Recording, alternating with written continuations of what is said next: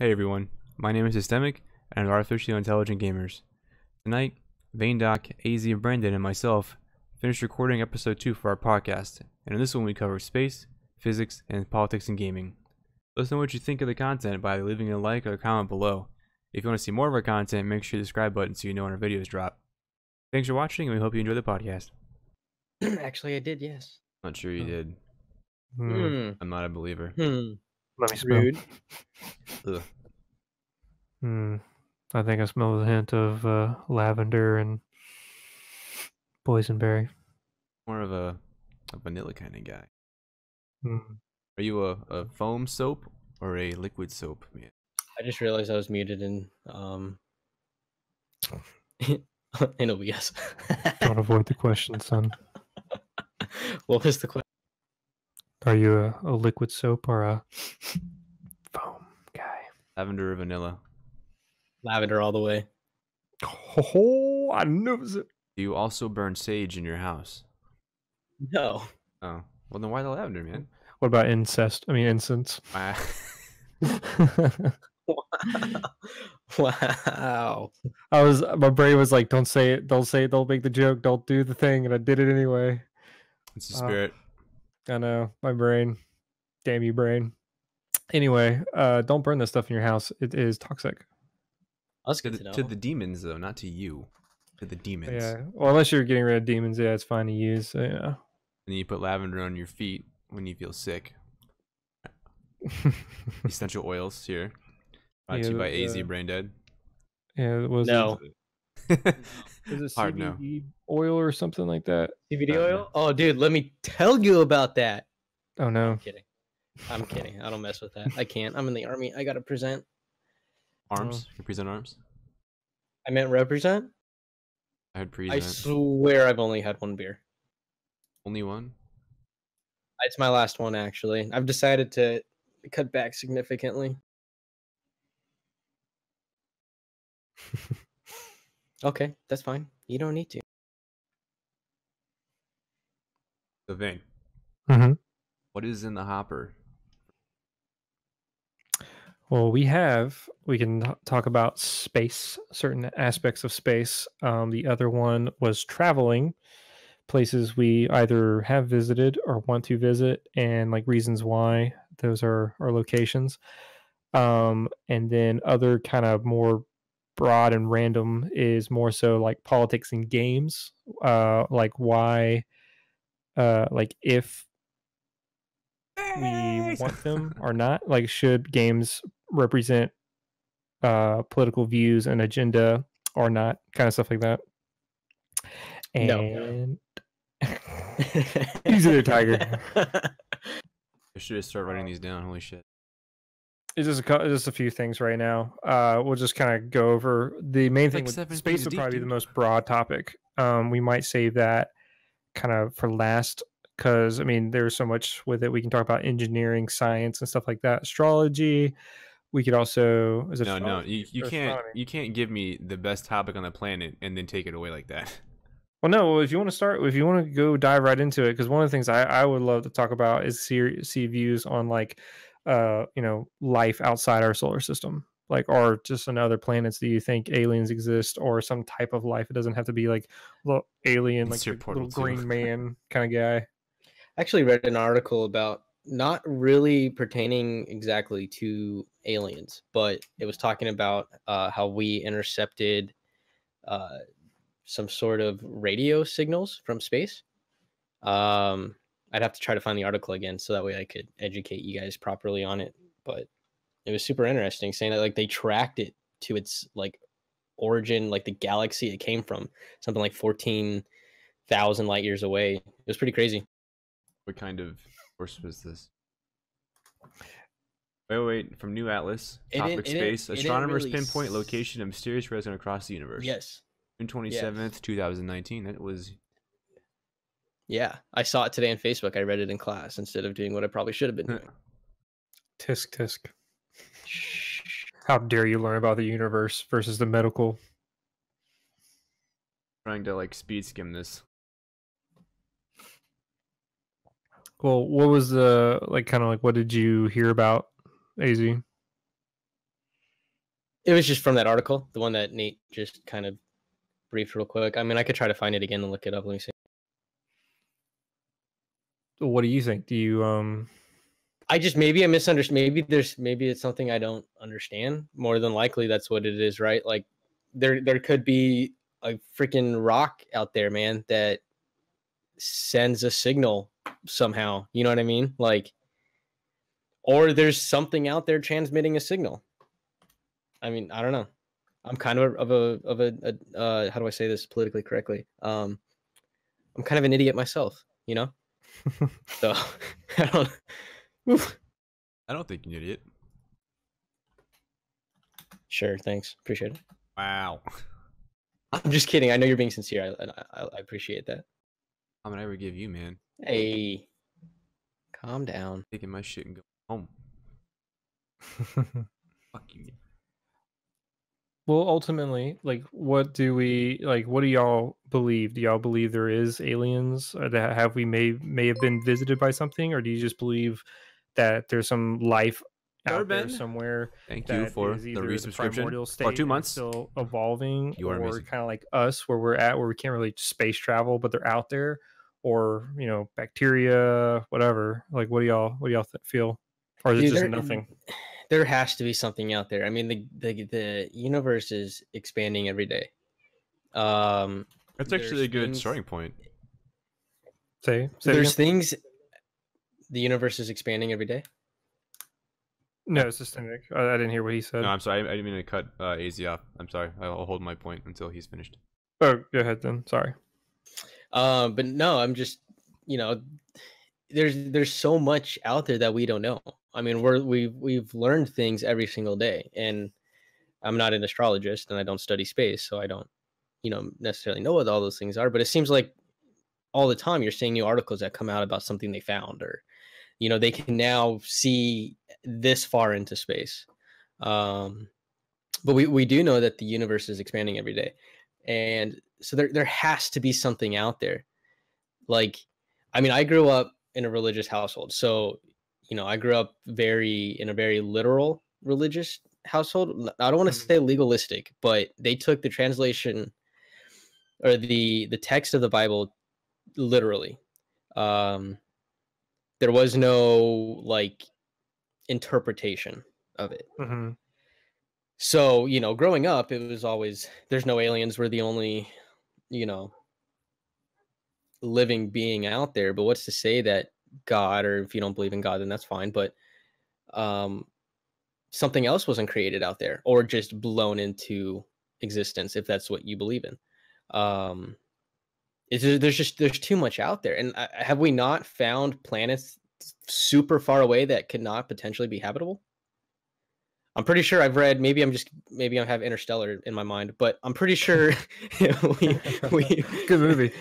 Yes, good movie. But I'm pretty sure we've seen, or not seen, but yeah, I guess I don't know why I'm tripping on words, but I'm pretty sure we have found planets that potentially could be inhabitable. They're just too far away for us to explore. And that's a lot of the issue with space travel, right? Is the shit that we're discovering is too far. We don't have the technology to get us there fast enough. We would hundreds of thousands of generations would die before we got there. Mm-hmm. Well, it depends how far out, but yeah, you're right, because it's like, well, yeah, that was maybe a little dramatic, but right, exactly. And so I don't know. It's just, there's got to be something out there. There has to be. There are listed planets outside our area that are listed as habitable or potentially habitable. Like you said, we can't get to them.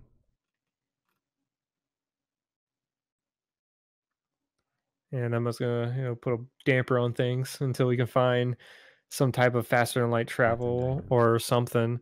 Do y'all think that would be possible with the technology? Because I personally, I think we could eventually get to interstellar travel. Go even maybe eventually jump to other galaxies, but way down the line. You're the best. But I thank you very much. It can be done. Oh my god. I agree. Why do it? Halo's real. I don't see why we couldn't. Well, I mean, there's a lot of things stopping us. Yeah, man, but look how far we've come. True, but I mean, look how far. All the variables that would go into it. in the past 200 years alone. You know what I mean? Mm-hmm. And the technology that we have at our fingertips now, like there's going to be somebody out there soon. I feel like it's going to be soon they're going to discover the trick to getting us places that are really far away and safely. You know what I mean? It's extremely dangerous to go to the moon. The Mars is too far. Well, Mars is within reach, but it takes it's a little bit longer than the moon. Well, yeah, to say the least. Just a little bit. But you know what I mean? Like, it just still space travel in itself is so dangerous. But you know, a lot of it comes down to how, like, maybe they're gonna find a fuel source that doesn't necessarily expire. You know what I mean? Mm-hmm. Because, you know, technically we could get anywhere in the universe, but we would run out of jet fuel or whatever the hell NASA is using, or SNASA. Well, fuel, and I think like CO2, I believe is like small. Is it CO2 that they use? Does anybody know that for micro adjustments and things like that when moving out in space? I mean, it's just a void out there, so there's floating, so it doesn't take much force to, you know, alter your course or anything. So it's not like you have to burn a bunch of fuel every time you're going somewhere. But, I don't know. I mean, that's how they really get to the moon is like orbit travel. They use the orbit of the Earth to swing them around out to the moon, and then use the orbit of the moon. Sir. Yeah, man, you need to. I'm sorry. Do we need to watch Interstellar after this? Big guy. I mean, we are. I guess that was also in The Martian. Yeah, it was. I think they used that in The Martian. Have you guys ever seen how they actually land? Yeah. Fucking ridiculous. The whole process is just insane. Like, well, hold on. When you say a spaceship, like how they come from space, Earth, without dying. Yeah, it's crazy how they don't burn up. They have so much protection and all the things that happen, and then at the very end, they land like a normal jet plane. But it isn't like, oh, there's the runway and we just careen into the area. It's like, assuming like they have to do like the re-entry burn, all that shit, and like just come like break their orbit and come down. So that sucks because you're like have to hit an angle and whatnot. Once they get back in the air, they're a giant brick. And they're flying at like a super fast speed, and the rotation is involved here. And what they have to do, they're not propelling themselves. No, they're falling, just dropping. What they have to do to like control their descent, all they can do is basically like they turn, they bank left and right, and they make little like swivel arc things. And depending on like the frequency and how hard they bank determines how much speed they can burn or like lose and how much speed they have to gain. And someone has to basically track their descent and guide them like ahead of the rotation of the Earth towards the runway they have to hit, and they have to be at a certain speed and a certain altitude at a certain time, or it's over, because they can't make final, because the last thing they do is make a hard thing like left turn, like almost like not quite 90, but like probably like 70 or something like that I think I saw in the video I watched. And if they don't have their speed checked and altitude checked, then it's a bad time. And like the computers they have running in falling with style, dude. Yeah. What goes up must come down. And like the computers they have like 3 or 4 computers they run in redundancy, running like the computers for the flight calculations and whatnot, and they're like these old ass like 8 megabit like drives.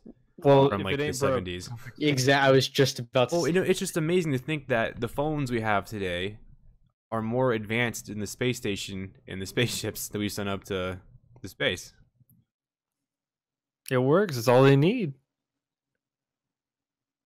Or like how one thing I always joke with my fiance about the universe, I'm like, you know, one day, like going off of AZ's comment, how the universe is getting constantly expanding, is like the physics. I think it was my physics professor told me, it's like every physicist like Grimm's realization is that we're all gonna die, or all life will die in the galaxy or the universe at some point, because all the planets will get too far from all their stars and their suns, and it'll get cold, and everything will freeze over, and everyone.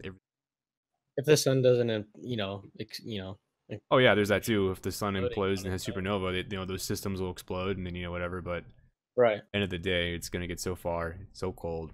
And I mean, I don't know much about like astrology and astronomy and all that crap. Well, not crap, but stuff is what I mean. But isn't there like a chance that when the sun explodes, it could turn into a black hole, or am I wrong about that? Okay. Yeah, I'm pretty sure that is how that works. Is it every time a star explodes, it turns into a black hole, or is it just? I don't think we fully understand black holes yet, but that's the theory. So it's either Black holes implodes are or explodes. terrifying. Actually, I think we got the pictures they got. They just learned more about black holes, the event horizon and whatnot, and what actually could possibly happen. They narrowed across event horizon.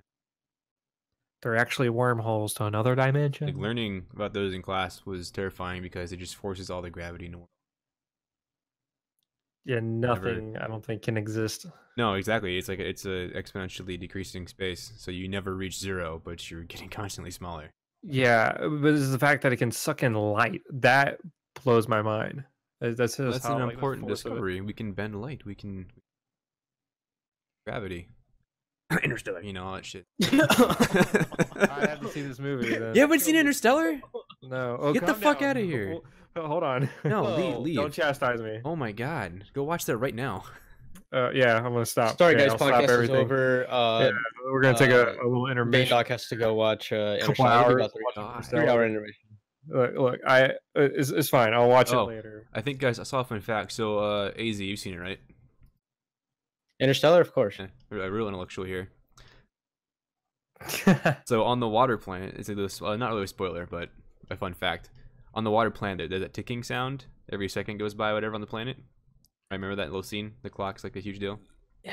Yeah, because like they ended up landing, and then they landed like in between the waves. Like, what was it? Seconds before the person that was like had gone there 10 years prior. Like seconds before she got there, they got there. Because like time was relative. Because they were like, I know what you're talking about. That ticking sound, that was supposed to be years, right? So the fun fact I was saying is the ticks happen every 1.25 seconds, and every tick you hear is a whole day passing on Earth. In Earth time. Yeah, there was a lot of ticks, wasn't there? Yeah, they think they came back. So we like lost like 10 years. Yeah, they did. Because they came back and the dude was like old. Because they stayed longer than they were supposed to. Because they tried to get the black box or whatever from the crash that they discovered. Because their friend was dead. Yeah. Here's a question for y'all. You know, they have like that remember like the Mars One questionnaire bullshit they like came out like a year ago or two? Vaguely remember. They're like, oh, something. like you should have whatever it's called, fly to come do this, whatever thing. Here's a questionnaire type stuff. So if you were offered a slot to go to space on a one-way trip to go colonize a planet, knowing you can never come back to Earth, would you do it? Oh, I don't know, man. Obviously I wouldn't.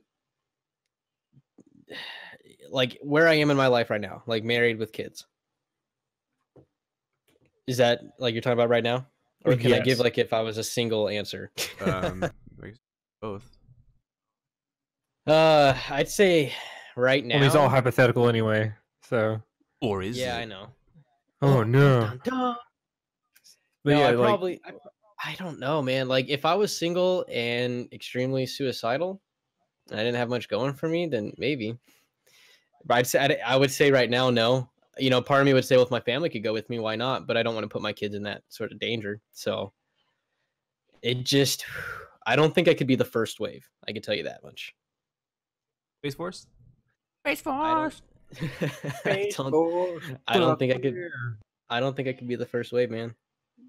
I would have no problem, like maybe coming after, like they got the kind of thumbs up, you know, like, hey, this might be okay for us to be here. We're not dead yet. We don't know when the aliens will attack. Mars attacks. Dude, I'm telling you, man, they're there. But dude, I don't know. That's a really hard question. What about you, Vaindock?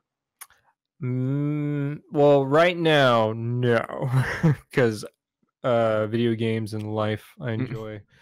But it'd be tempting. So, what was it again? Like, where are we headed? Like, what was the? I guess the scenario was like the Mars was I'm generalized like any planet to be knowing you could never like come back. They're colonizing it, so they're actually going to set up something there. It depends on how well they pitch it. I guess I would have to say, at least in the time, right? You know, like if it's something like Mars, like if it doesn't work, they could probably get you home. But if we're going to colonize, okay, so maybe I misunderstood the question. I was thinking that you were saying that like if we knew that it was a habitable planet or that we could make it work living there, I probably would be okay with it because I know that if I gave the thumbs up, more than likely, like my family and the people I care about would probably make that trip. What I think it is that it's already set up. Like they're going to colonize it. They know they can. It's just, would you go leave Earth and then try to set up a colony on another planet, knowing that you'll never return back to your original planet? Do you think you I can don't handle the know. pressure? Maybe. I mean, there are always But I just- complications in any type of exploration. I don't know about anybody else thing. out there, but I really care about my family, and I'm just a little bit of a, you know, He's just trying to kiss up to the wife. maybe my separation anxiety would kick in. You know what I mean? And I wouldn't be able to do it. Well, no, don't. I think I'd like to pretend I'd be really super suck. brave, but I don't know. Because having that connection, like, because I mean, the thing is, well, what would it be different though if you could take your wife and kids, and then would you take your wife and kids on such a dangerous mission? No, I would not. I don't think it's dangerous. if- It's just unknown. What does Well, that mean? Is dangerous? No, it doesn't. But the thing is, it could be dangerous. So that's It's the the thing. You don't know. unknown. That's what There's gonna space be is so accidents and stuff. scary. No one knows what the fuck's happening. Exactly. I mean, do you want to die? Go on space, go out there and find a planet, and then try to like. I mean, do you want to end up like Matt Damon pooping in buckets, trying to make plants and whatnot? Do you? I mean, That shit saved his life. But it was disgusting. I mean, there's so much Wow. unknown that we just take for granted anyway every day in science and space, and let alone, like, I think the biggest thing, and I'm probably gonna yell if I'm wrong about this, is gravity. I don't think there is a law of physics that says gravity is a law, and I'm sure my chat will scream at me in 10 seconds if I'm wrong. I don't think anyone can explain. In the science world. Oh, it's not. There's a law of gravitation, but the gravity which is holding us to this Earth right now, I think is a law right now. Laws can change. No shit. There's a theory. They have to prove it. It has to. You don't need to attack like that. I'm not attacking God. you. The raisin tone. No. Oh my goodness, it's all right. No, but it's just so interesting because we take it for granted every day because if gravity stopped and we stop somehow and the world starts spinning to the east or whatever the hell 1,000 miles an hour and it's, you hit by a light pole and it's split in half or some shit. And it's just like, okay, gravity's a thing. We don't know why. It's here. It's unknown. Well, wait. Wouldn't if the Earth's rotation was to, well, say it stays the same direction, but it speeds up, gravity would just get heavier, right? Is that the right term? I mean, if there's no gravity stronger. and we were somehow attached to it, I think centrifugal force. That's how that force works. But then okay, well, I'm forgetting something. Then exactly. Well, then explain to me how gravity works. Then No one knows. I thought it was the whole rotation because the whole, like, when something's spinning, the force isn't like outward; it's inward. It has. So if you Today's I don't know, podcast is about because physics. I think we just got stumped.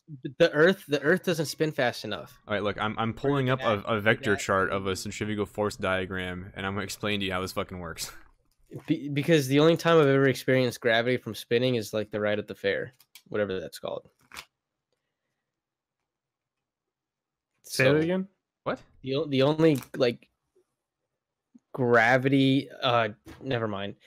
I don't know. It made sense in my head, but now that I'm trying to say it out loud, it's kind of one of those things. You're just like, shut up, shut up. This is gonna be a highlight, and they're gonna make fun of you. It's a natural phenomenon where all things, mass, energy, including planets, stars, galaxies, even light, are bound. Are you talking about how different celestial bodies, like giant planets, share a gravitational attraction to each other? There's a formula for that. That's measurable. No, I was talking more so like gravity on Earth, because I always thought, and I must have just been wrong about this. So, is your scenario that we are on Earth, the Earth is spinning at such a speed that a force would be applied to us, assuming there is no other forces applied to us like gravity, what would happen?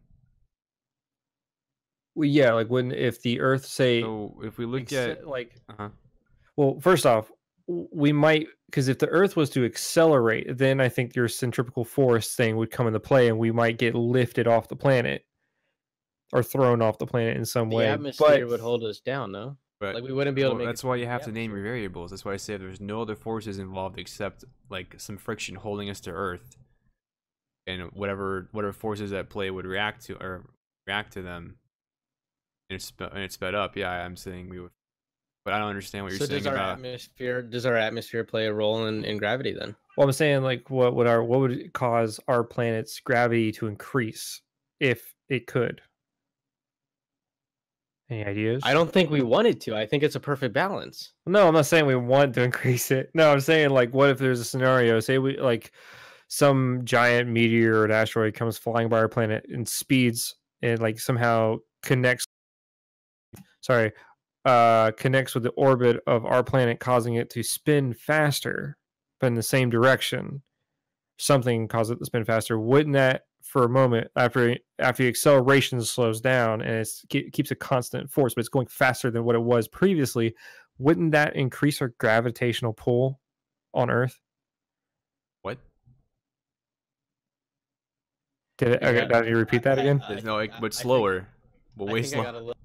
Yeah, I think you lost me. Okay, so just ignore the whole asteroid thing. So some force on our planet causes it to spin in the same direction but faster for a moment. So it speeds up. So when it accelerates, obviously, it's increasing its velocity. But once it reaches a constant state, it's not accelerating anymore. You understand that, right? You're saying the rotation of the Earth is speeding up to a point and then stopping the acceleration. Yes, it stops the acceleration, but it's going faster, the original velocity than before. So Oh, yeah, I'm tracking. So wouldn't that Yeah, increase our gravitational pull? And like maybe that's it would basically what I'm asking. Isn't that, wouldn't that be like, because I always thought that's what causes gravity. It's the not only our atmosphere, but it's the rotation of the Earth that it pulls us down, because like the force of something that's spinning in a circle is inward. It always goes inward. There's the centrifugal force where it would shoot, like if it was to let go, or if anything was on the surface as it was spinning, could fly off. What things do you spin in your life that go inward? Is from, I must be remembering it incorrectly from science. Because I took a few physics courses when I was in school, but there was around a time when I didn't really give a shit. I was like, I was bored of everything. I wasn't learning what I wanted to learn. I wasn't going for the thing I wanted to learn. So I might have just forgotten it all. But I remember something. I had to look it up. So give me a second. But I really think centrifugal force. But so do you know what causes gravity, or is it still just like one of those unknown things, like phenomena in or like the universe? I think it's a phenomenon. I don't know. But then if it's something that we can't describe, how can we? Well, I guess there's always a way to measure it. All right, I'm gonna jump in here because my chat's freaking out. It's mass. Mass. Oh, so we're just More mass you have, the more pull you get. So we're just a bunch of retards. So in order for so like if you look at the theory, the relativity increase, gravity thing, the Earth's mass would have to increase. Is that what he's? What is being said? What did you say? In order for the gravitational pull of Earth to increase, the mass of Earth itself would have to increase. Yes. I'm trying to find the form I'm thinking of with the maybe if Paintball's still here, he knows this.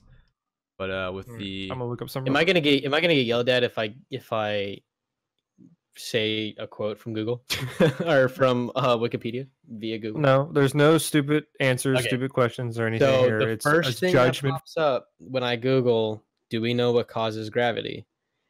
It's a little right. Yeah, I'm tracking with the from Wikipedia, and it says gravity is most accurately described by the general theory of relativity. That was something that they talked about in Interstellar. Just putting that out there. Which describes gravity not as a force, but as a consequence of the curvature of space-time caused by the uneven distribution of mass. Well, I don't know. I think I can sort of not further prove, but I guess prove is think the way I remember how mass is like sort of the equation, besides chat yelling at me about it, is the gravitation force between two objects formula, where you have F equals G m over r squared. But here's the masses are involved. And then my chat. Say that last part again. Huh? Say that last part again. Like when we're talking about what makes the attraction, and it said besides a person in my chat like saying mass in the chat, I was thinking back to my class, and one of the formulas I had to use to calculate gravitational attraction between two objects, F equals G divided by r squared. Yeah, I totally know what that means. It's basically the masses of the two objects.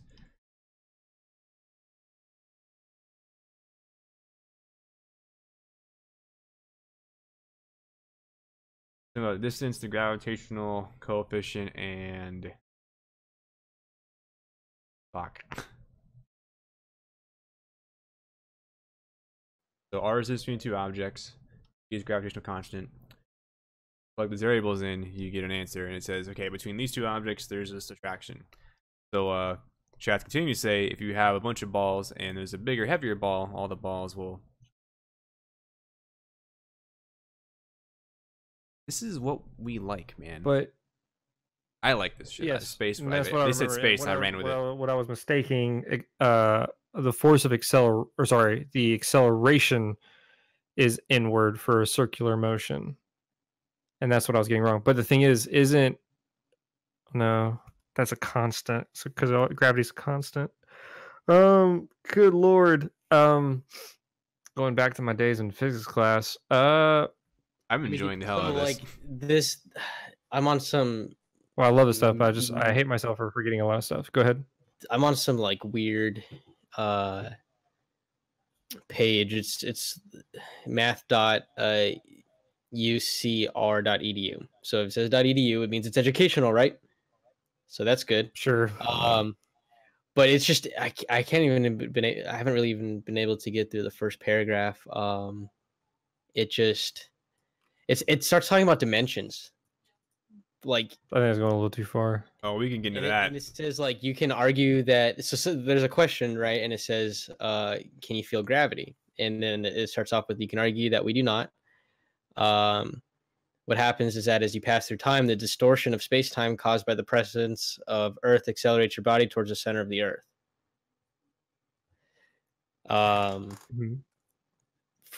But when your feet are touching the ground exerts a force on your feet in an upwards direction, which pushes you in the opposite direction.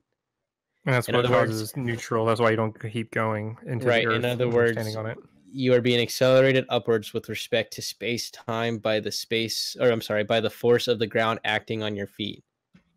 It is exactly the same as the force which seems to push you back in your car seat when you accelerate. What is really happening is the seat is pushing you forwards. It's a whole lot of just like, here's A, here's B. What the hell? You know what I mean? Like this, like just everything's reversed. Which is a cool concept to like. But once you grasp the idea, it's such a neat thing. Like this subject in class, and then another one like how to reach terminal velocity or like how to keep something in orbit was like such a hard thing to grasp at first. Once you nailed it, though, you were like, "Whoa, it's so fucking cool!" Like knowing that a person who jumps out of an airplane high enough will eventually accelerate to a point where there's so much resistance because how fast he's going through the air, he will maintain a certain speed, which is terminal velocity, and he won't accelerate any farther. That was mind blowing to me at the time. Silences. Sorry, I was talking. Because I'm fucking nerd. Do you guys? So, Chad is saying that Wikipedia is more reliable than people think. What's your thought on that, real quick? I do know that they've like fixed. They fixed how easy it is to edit it. I don't know. I don't know how easy it was before, how easy it is now, but just the fact that someone can edit the crap out of it. At first thought is negative, but at the same time, looking at other sources, like I don't know, like when I was in grad school, we had to use like random sources sometimes too, like Forrest, but someone else is like editing the crap too. So like any others, I mean, I don't know. It's a hard one to answer, I guess. Exactly, Shadow. That's what I started there, get an idea, and then find something deeper. Hey, chat just actually had a good point. So they agree that's gotten better over the years, and they said that they've always been told to use it as a starting point and then dig deeper from there, which is, I think, is a good strategy. What did your chat say? Let me see. Like, go to Wikipedia as a starting point, and then And get then, a better, then dig deeper. yeah, dig deeper into the top. It'll point you in that direction. Yeah, or look at the original sources where Wikipedia got stuff from, which really helps. It's a lot we have to do for research. But yeah, so what we've come to the conclusion, or just relearning, I guess, is that basically what causes gravity is the size of an object. Right? Hey, Patrick. Just making sure I'm clear on that because I'm reading stuff. There's a variety of factors, but I think mass is probably. Yeah, No pun but I still intended. think it has to do with spin because, I mean, I could just be making this shit up on the fly, but since it's like something so big, it can like, just imagine like a giant fucking ball, which we're standing on, mind you, is just spinning, and what was one of the bigger players? Yeah, mass is well, that's probably a big factor. Pun intended. Yeah. Science jokes. Oh my god. You made me forget what I was saying. Yeah, the spin of the Earth and everything. So I think combined with the mass of everything, so it pulls us in. Hence also why other planets and things have gravitational pulls and things. But isn't there the whole thing where, and I don't know if this has to do with like dark matter or what, because one of the things I see, like one of my favorite science demonstrations of kind of like orbits and stuff, a guy or a science professor or whatever will take a giant cloth and then stretch it over like a giant like PVC pipe circle, and it's suspended, so it's like he's making like a table. If I'm trying to like explain this, he pulls it tight so it's flat, but then he'll take a bowling ball or something and put it in the middle so it droops down and it makes kind of like a cone. Well, yes, I know dark matter isn't actually confirmed, but it's one of those theory things, whatever. But I don't know. What I'm saying is that the thing I'm talking about, I don't know if it had to deal with dark matter or just explaining orbit in a way. But what he'll do is he'll put the bowling ball in the middle, and then take a bunch of other like billiard balls or golf balls and stuff, and then he'll like sling them around in a circle as they're spinning, and that kind of simulates orbit because you can see how they're rolling. They all provide, and they're circling around the big object would be the sun, which obviously I think has the highest amount of mass of any of the circular balls that are floating around in our solar system. So everything's orbiting around it, and as it is, I think the whole dark matter thing is that we're actually sitting on some kind of invisible force, I think, in space. And I could be completely wrong about this. I know very little about dark matter and string theory and all these kinds of things. That's like just one of the things I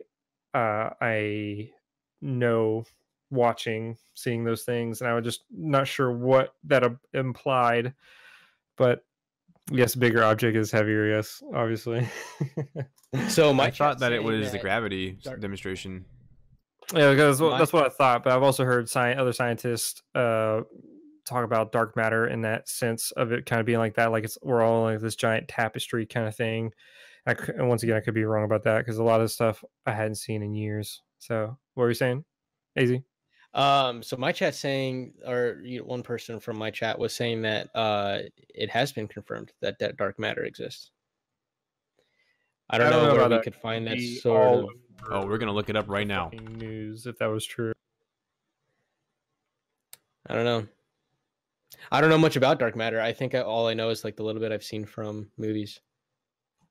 I hear like they keep finding like new discoveries, but a lot of stuff sometimes is either just like clickbait or it's mostly clickbait. Like someone will have like it'll say like we've discovered this new thing about dark matter, or like, oh, dark matter actually exists, and you read into it and they just found something that maybe took them a step further towards proving it, but it hasn't really done anything.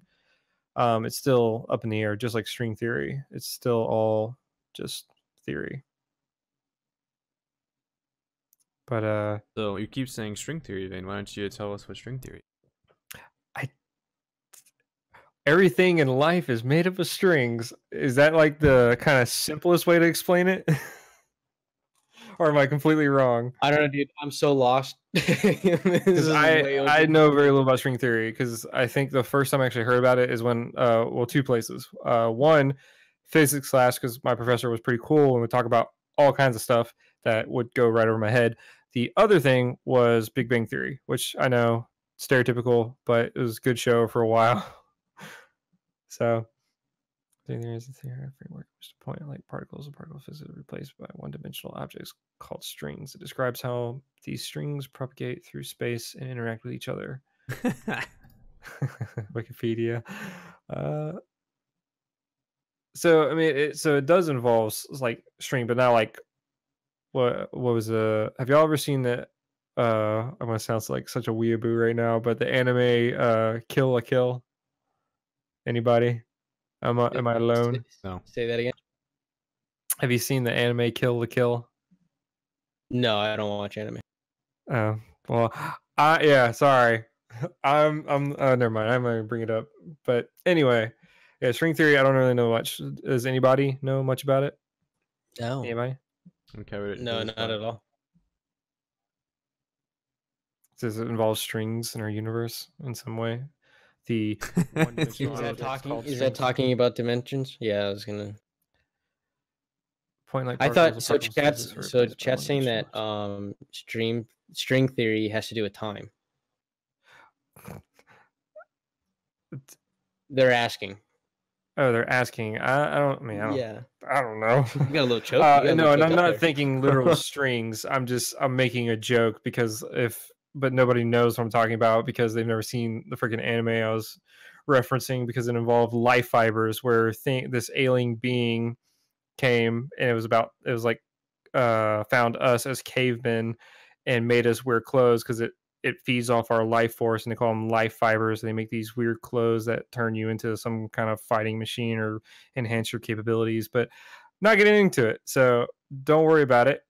All right, I got something that'll hopefully resolve the string theory definition question in simple English. Brought to you by Wikipedia in simple English. Hey, we gotta use it, man. AZ said it's a credible source now. We gotta march on. Yo, I didn't say it was a credible source. I just said that I've heard, and chat was also saying that it's more accurate than we've given it credit for. It's peer edited. It's peer reviewed and edited by a 5-year-old. You're fine. All right, so I did hear that like they use it in some places, and that like there's people out there saying that like schools just didn't like using Wikipedia because of how easy it was to find information. I don't know. Damn you, internet and the transmission information. All right, so it says here, string theory is a set of attempts to model the four known fundamental interactions: gravitation, electromagnetism, strong nuclear force, weak nuclear force, together in one theory. This tries to resolve the alleged conflict between classical physics and quantum physics by elementary units: the classical force, gravity, and a new quantum field theory of other three fundamental forces. Damn it. Einstein saw a unified field theory, a single model to explain the fundamental interactions of mechanics of the universe. Today's search is for a unified field theory that is quantized. Fuck, man. Take your time. Dude, no, I'd never had to say that before. Quantized. Anyway, that explains matter structure too. This is called the search for the theory of everything, the TOE. This prominent contender is a TOE string theory converted into superstring theory with its 6 higher dimensions in addition to the 4 common 3 dimensions, 3D plus time. Some superstring theories seem to come together on a shared range of geometry that, according to the string theorists, is apparently a geometry of space. The mathematical framework that unifies the multiple superstring theories upon the shared geometrical range is M theory. Many string theorists are optimistic that M theory explains our universe is very structured and perhaps explains how our other universes, if they exist, are structured as part of a greater multiverse. M theory / supergravity theory has 7 higher dimensions, 3D plus time, and 4D. Boom. I understood some of that. I too like the color purple. It's so cool, but it's sometimes hard to just like wrap my mind around all this stuff because it's just like so mind blowing and just like whoa, what the fuck. But let's talk Big Bang. You're right. Let's like the show or the event. did we ever? I'm just wondering, going back to the original thing, actually it kind of covered the started us death of down the this universe wormhole of a dimensions, bit string about the theory, and dark expansion, matter. constant expansion. Do we all believe that aliens could possibly exist? Yes. Just curious. That over here is asking for the discussion of the Big Bang. Oh, that's another thing. Actually, I'll bring that up because that's something I want to mention. Is that do we all agree that the Big Bang actually happened? Dude, I mean, that's all about interpretation because, okay, so I come from, like I said before, a religious background. Yeah. Grew up, super Yes and no. super I feel you. Christian, Christian I'm more Big Bang. schools, Christian grandparents, Christian parents, the whole 9 yards. And a lot of Christians teach that the Big Bang did not exist. That's not something that happened, that God created everything in 7 days. However, I did hear a pastor, preacher, or whatever, one time say that he did believe in the Big Bang, because whether it was God or whether it was just an act of randomness, um, which I personally don't think it was random, but it had to have been a really damn big bang. You know what I mean? I Like, understand. creation on this level had to have just been, it had to be a big bang. There's no way. And that's something that makes sense to me. That made sense. Like, I don't know.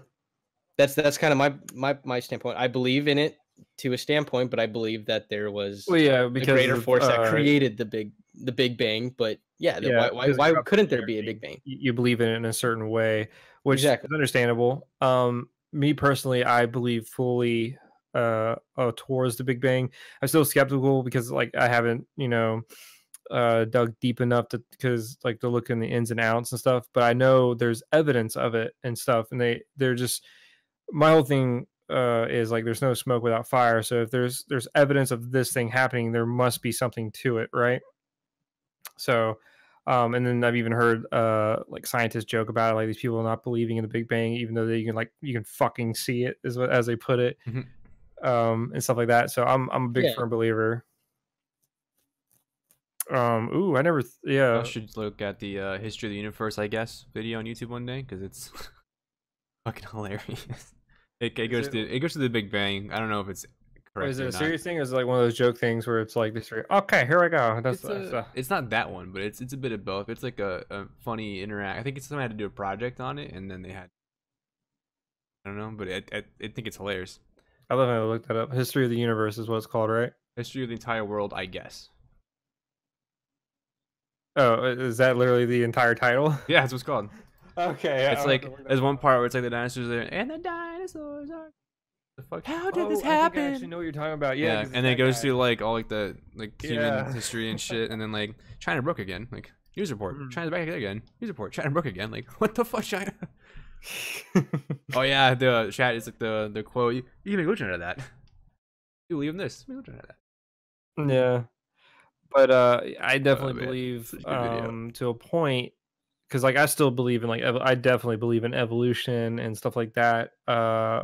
Like I won't really like get into like beliefs of like religious beliefs and things like that. Just one thing I'll mention is creationists. I just think they're kind of laughable. The fact that they think Jesus and dinosaurs existed at the same time kind of blows my mind. But anyway, What? So there's different levels. What? That was a little you don't know about You creation? just said Jesus and dinosaurs were on the Earth at the same time. Dude, have you not seen the creationists like museums and like little fun parks or whatever? The one of the places I forgot where it was. I saw a picture of a T-shirt where Jesus was riding a Triceratops. I've seen like the Ranger up like Abe on a T-Rex type shit. Abe, honest Abe or Abraham? No, like yes, our Abraham Lincoln. Oh, well, no, they firmly believe They think because it's they're trying to fight against evolution as a belief because they don't believe in it. They're the type of people that are like, well, if we evolved from monkeys, why are monkeys still existing? Oh, Kind of I'm thing. reading the Wikipedia article, hashtag Wikipedia, go check them out, whatever thing on this. And Creationism is a religious belief that nature and aspects such as the universe, earth, life, and humans originate with the supernatural acts of divine creation. In its broadest sense, creation religious views which vary in their acceptance or rejection of scientific explanation. There's evolution that describe the origin and development of natural phenomena. Okay, so let's try not to get too into the religion talk. But I will say this is apart from. I mean, we can you know, we don't need to get into a religious you know debate, but I think you know stating that you know creationists are laughable, it's I don't know if that's would necessarily be an accurate statement because this isn't I didn't take this you know personally. I didn't feel like you attacked me personally whatsoever, but I consider myself to be a creationist. However, I still believe that evolution happened to a degree. Things we evolved over time. I'm not sitting, and I don't believe that the earth was created in 7 literal days. Time is not relative to Christianity, right? So, or when I say to Christianity, to God, to the Christian God. So why does the earth have to be made in 7 exact days? I think there's just it's all about how you interpret it, man. Like that's how it's all about how that specific creationist interprets it, and that's how that evolutionist interprets it as well. You know what I mean? It's there's no I don't know. It's too we're in 2019, my guy. Like you know who the how can you really say knows what happened? You know what I mean? How do you say it's 2019 and folks don't believe the Earth is round? Well, we still got crazy people. There's crazy people. In my opinion, I think it is they're taking like the resources that we have nowadays for granted. They're the type of person that would likely believe some kind of video on YouTube, which is an actual thing that happens. They'll just see some dude, whether it be a joke or for real, will make a videos proving in their mind that the Earth is flat. And then people look at that and be like, oh my God, the government is lying to us. Oh my God. Contrails. Your contrails. There's chemicals in the air. The government's trying to kill us and give us a cancer, man. Well, first off, I want to kind of go back to my creationist, what's the word I'm looking for? Poke the bear statement. No, I want to apologize because I didn't mean to come off that way. I'm not trying to like make fun of creationists or anything. It's more so because everyone's entitled to their belief, and I'm never judgmental about what you believe in. And what I meant by it was that I find it interesting with the resources that we have that they would have that belief, but they're still allowed and it's acceptable. I'm not saying that they shouldn't. It's what I'm trying to say is I'm not making fun of them. You know, it's more so I have my beliefs and everything. So totally fine. Because I like I said, I didn't take offense. I just wanted to kind of make that clear that there could be someone out there, you know, that you could say your idea on that is laughable because there's so much other evidence out there, like carbon dating, for example. I don't know much about it, so I'm not going to sit here and act like I'm a expert on it, but that's another form of proof, is it not? Unless we got it all wrong, but that's I think there's some creationists out there, or I've heard something about that. There's some people out there, whether it's scientific studies or it's religion studies or whatnot, or atheist, but there's a level of like people being too legalistic. Does that make sense? Like they take everything for its literal word by word meaning or definition, or however they want to look at it, instead of having an open mind and going, hey, maybe this story about, and I'm going to be relating to the Bible a lot because that's just what I grew up on, and I have a better understanding of it. That's fine. Go ahead. But maybe the story of Moses, or maybe the story of Jonah or whatever, some people may take that as actual historical facts. This happened. Whereas you may need to have an open mind and go, hey, maybe this is just a life lesson. Maybe this is just a parable. Maybe this is something that is supposed to teach you a lesson and not necessarily historical fact.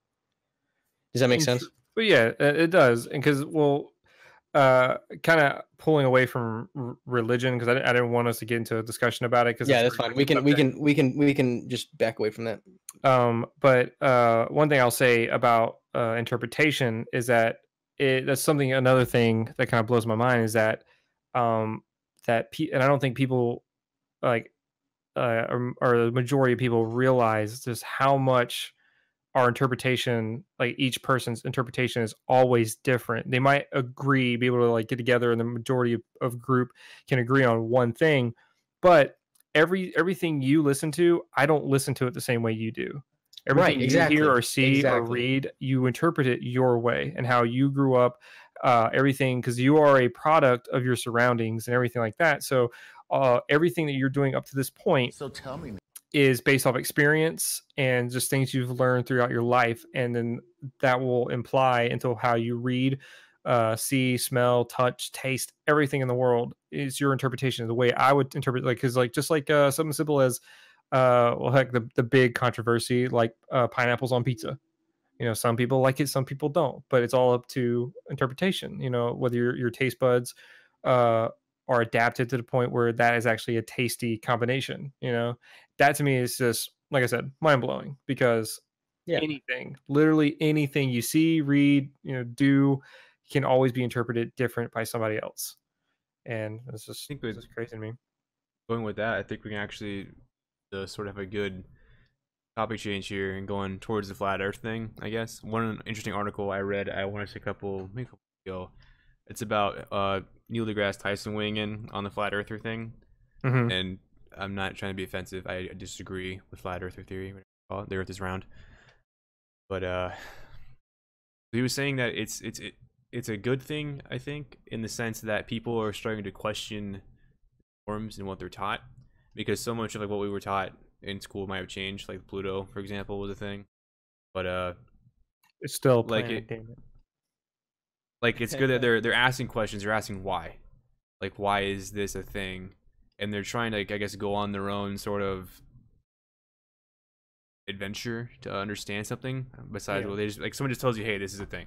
Okay, so it's good in that sense, but it's bad because they're taking the opportunity. We have the internet where it's like all this information at your fingertips now. It's easy, readily accessible. It's easy to use, and now we're just like, people are posting misinformation and whatnot, and then they're running with it, and then they're all people who also question this theory or idea or fact, sorry, are now like coming together to make groups for like acceptance. They feel, I think what he was talking about, and it is kind of an interesting sort of spin, because you always hear about, oh, flat earthers are dumb, or flat earthers said this, or this is funny. He's like, well, there's actually a good part to that, but even though we agree that they're wrong, they're challenging the natural order, I guess, or how information is taught and passed down. True. That's probably the most important lesson I learned in grad school, was like they were saying like you can go to a website or read a book or an article and get an idea, and they say, in conclusion, because of these things we think this, and you can see why, but it's like, well, what if these things don't lead to that? Like, question your own understanding of what's happening in your own world, and sort of make up your own conclusion on it, and then determine if it supports your argument and go forward with that. But yeah, so I think that's important. Hang on a second. My wife is calling me, and should be in the house, so I want to make sure everything's okay. I'll be right back. All right. Well, what I'll touch on just a little bit while he's gone is skepticism. Being very skeptical is what I'm trying to say, because I can't talk right now, apparently.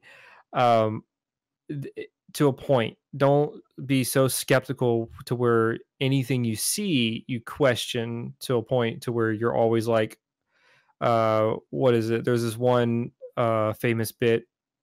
I say famous. There's this one bit from The Mighty Boosh where this guy was talking about this guy named Tommy, and he's like, he's such a genius. He's a philosopher and all this stuff, and he has all these. He's a great mind, and it's like why? He's like, because he always questions everything, and it's just like, is it enough? But is it really enough? Do I really want to do this? But do I really want to do this? Yes, kind of like that kind of stuff, to where they question everything. Like another good example is Eddie Bravo, the friend of Joe Rogan's. I remember him being on the podcast with him one time. They were talking about flat Earth and other conspiracy theories and things like that. And he was going on, like how he loves watching conspiracy theory videos and stuff like that.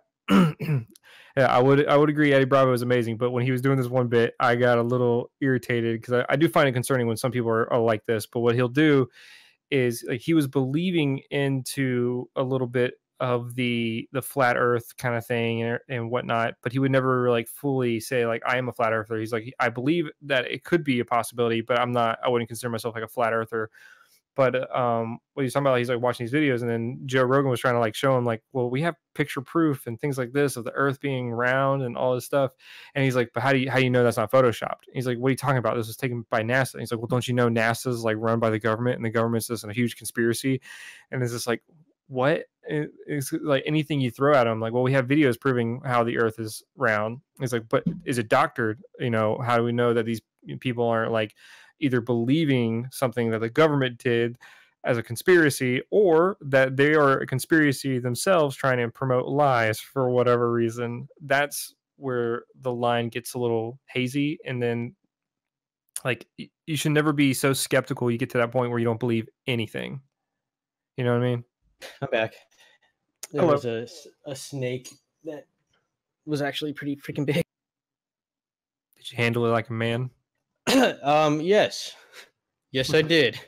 I didn't scream like a little bitch and run. What did you do? I just Oh left it where it my was and told my wife to Badger go with the inside. gifted subscription. That Thank is a you. good answer best. because you I- did not I want to can't- I say can't- something else. Yeah, I Winning can't clutch. tell what kind of. Welcome back, snake Badger. it It's is, been a like, minute actually. Where have you been? How I have don't you wanna play been? that game, dude. We What's got going on? copperheads up in this bitch. Like, I ain't trying to die today. Those are no fun, man. The babies they run away, but the big ones they aggressive. If they find food source in a place they like, they're staying. But what I was saying while you were gone, I was talking about being skeptical to the point where you won't believe anything anyone shows you. You always have a question to something. My example, that's like a personality type. it can be, or it could be, you know, something like somebody has some kind of either traumatic experience or something to make them into, like, you know, how whole interpretation thing, how you learn through experiences. People can change over time through experiences. You know, somebody could be so traumatized or berated by something to where they stop believing everybody. You know what I mean? To the point they get well, they like just, you know, hide in their shell kind of thing. But yeah, what is your way on flat earthers, AZ? I just, as someone who has traveled a lot, they gotta be people that that don't go outside. You know what I mean? Like, I don't know. Like, I think they're crazy. You know what I mean? Like, I Badger don't know what else, resubscribing, man. Thank you. what else to really say about it.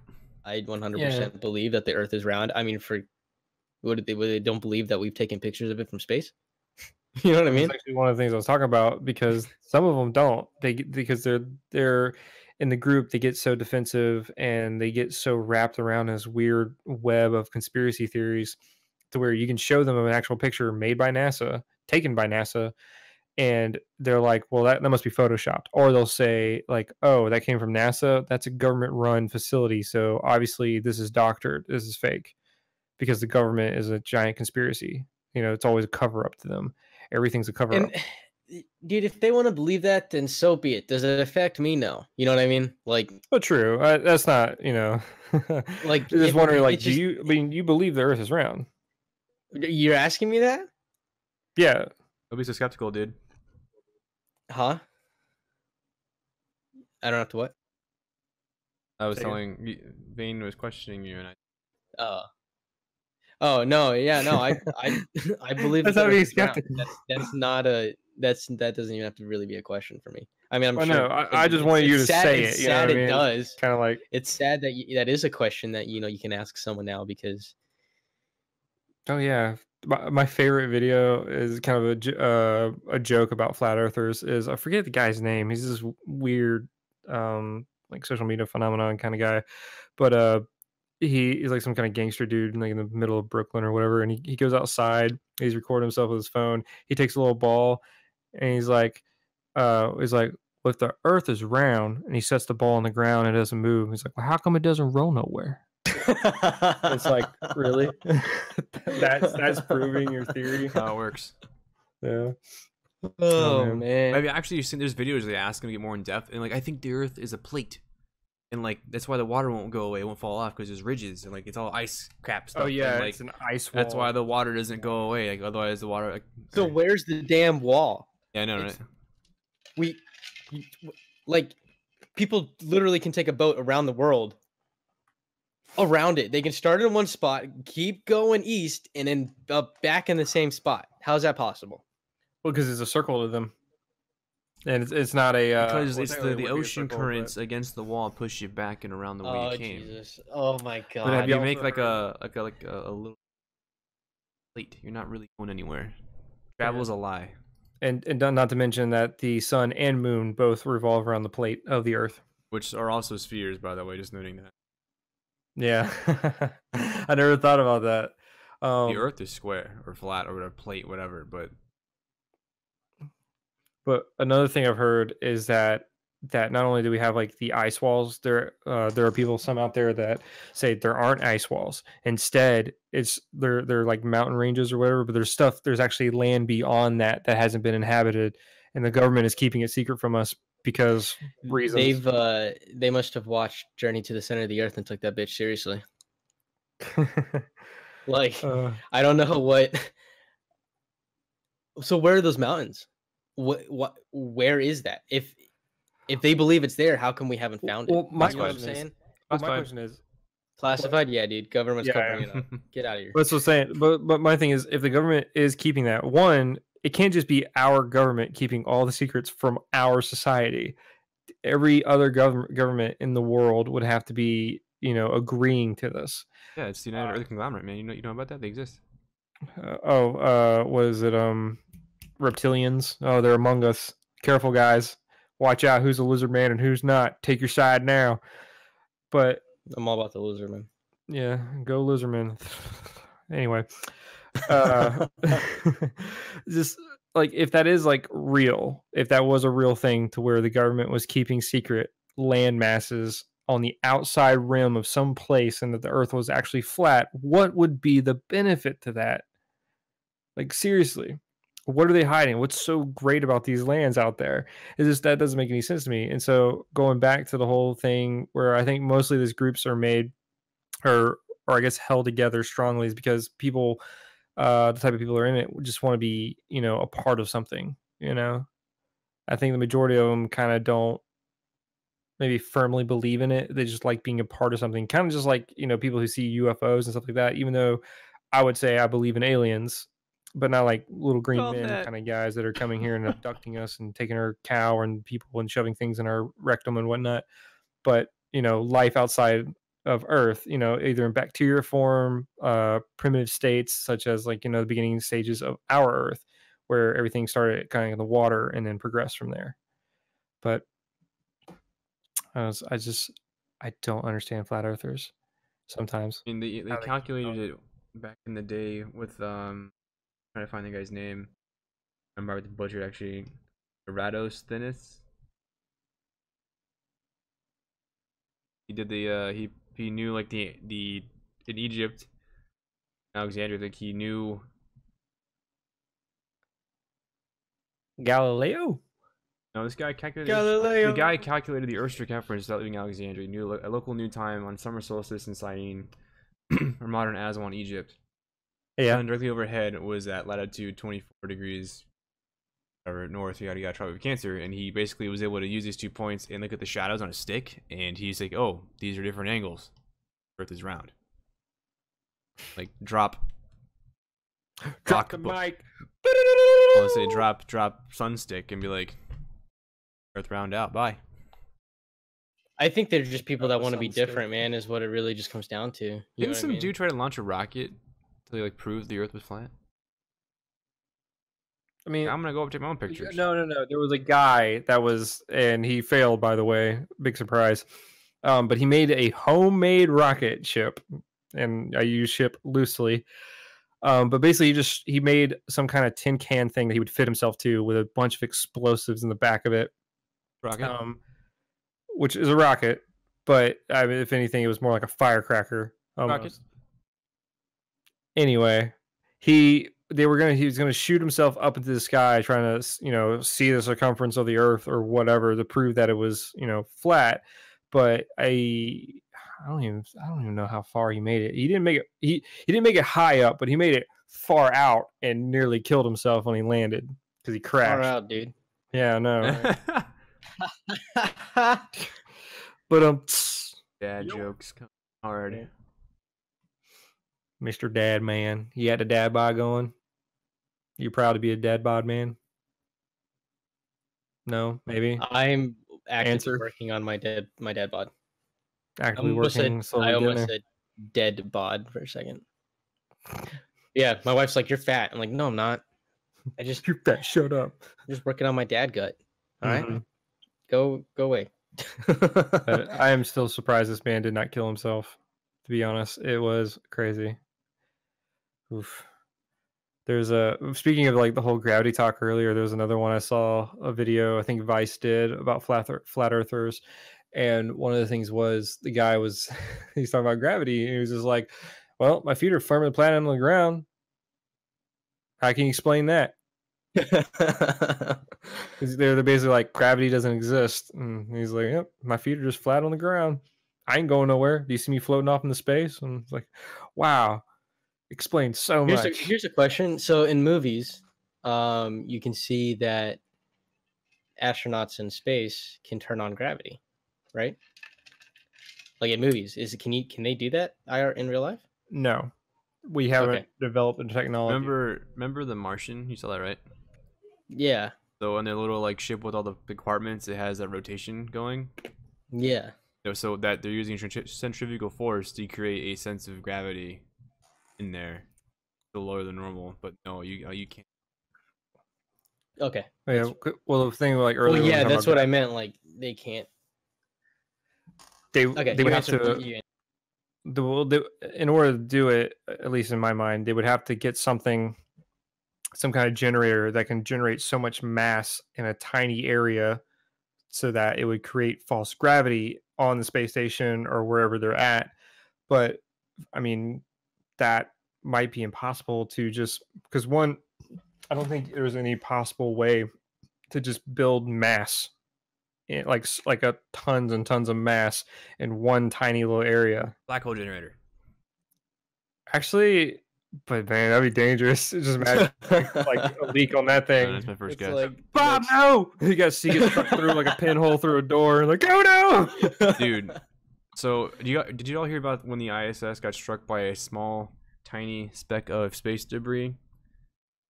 They said it was like the size of this broken pen. Hang on, I can find my pen for reference here.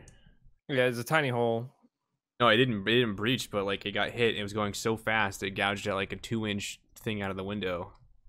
Well, the object itself was like no bigger than the size of like the tip of a ballpoint pen.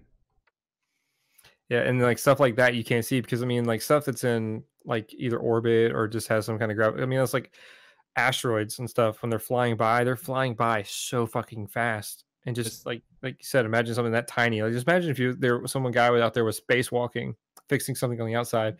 Bam! Dude, dead. you need to watch Gravity. That's in Gravity. I have seen Gravity. Well, then you know. Well, I already knew that. I was just talking about how amazing that is. My bad.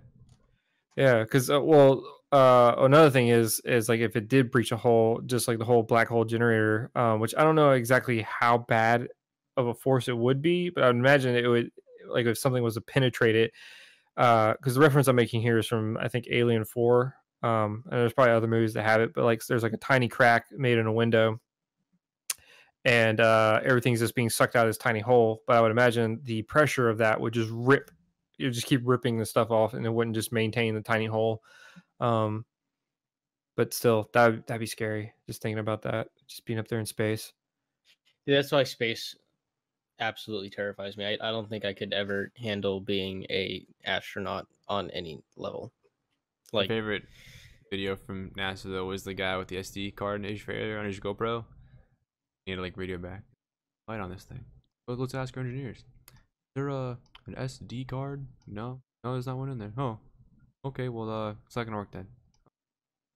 It's like so advanced they don't know what the fuck to do. What's what is this SD card? What does SD stand? I don't know. I don't remember the video goes, but it was just like they're back and forth between an astronaut doing a spacewalk and the guy like, this camera's not fucking working.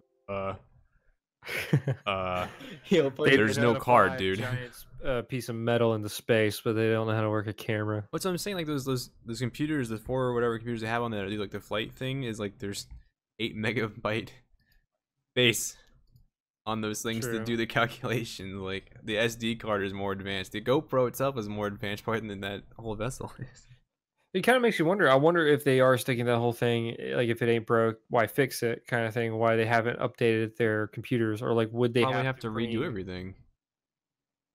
Yeah, they probably have to build it from the ground up to handle all this stuff, because like the stuff we have nowadays could probably, I mean, it generates more heat and probably has other problems that come with it, and little, I don't know, maybe that might be an issue and why they keep with the other stuff, because it doesn't use up as much power, maybe.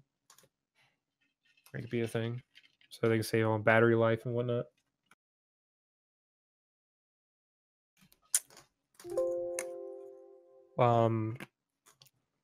You guys want to move on to the next topic? Well, speaking of space travel, what about travel? What do y'all want to talk about? Oh, dude, sick transition, bro. 10 out of 10. Oh my god. I don't know, man. Systemic, have you done much travel in your life? My life has been travel, per se. Okay. I mean, I started like off the West Coast, and I'm on the East Coast, and then I went to South America. That's about it. What'd you do in South America? Studied abroad. Oh, nice. Same with Mr. Teacher I'm here in chat. He went to Peru, I think. Same program. Badger, thank you for the bits, man. I never. My family's from Colombia.